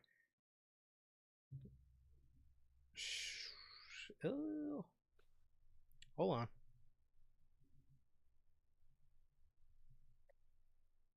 Our name? I haven't seen one. Okay. Fan was just capping his ass off, I guess. Okay, never mind. But yeah, thank you guys so very much. For come on, guys. You guys know I'm a Chicago guy, bro. I gotta show a little bit of love. Oh, well, Exactly. Come on, dude. Diabolical work. They're not even my main team, bro. But hey, come on, dude. Show respect. That's where we're from. Don't diss the city like that, bro. Exactly. But, with that, thank you guys as always for joining us. Man. As always, thank you guys truly to everybody. Thank you guys for keeping us updated in the chat. A lot of you guys here today, bro. We got Tom. We got my man Hunter. We got manager Logan. My brother Durante is in the chat. My guy Alex. JT popped in. JT popped in the live chat, bro. You know it's crazy when JT pops in the live chat. My brother Gotti. My brother Gotti in the chat. We even had an appearance from Bell. We genuinely had the whole squad pop out today, bro. Wild work. Squad today. Everybody. Crazy. Thank you guys so very much for joining us. And with that, thank you guys so very much for joining us. And with that, that is going to do it for this edition. Yes, they did pick up a running back. I did know that. I fucking forgot. Yes, thank you guys so very much for joining us. I guess I was the replacement for K9, bro. So there you go. At least the attempt to it. But that is going to do it for this edition of NHP. This has been episode 315. Thank you guys so very much. We love you guys. Please like, comment, and subscribe, and we'll see you all on Monday with NHP Unscripted. Peace.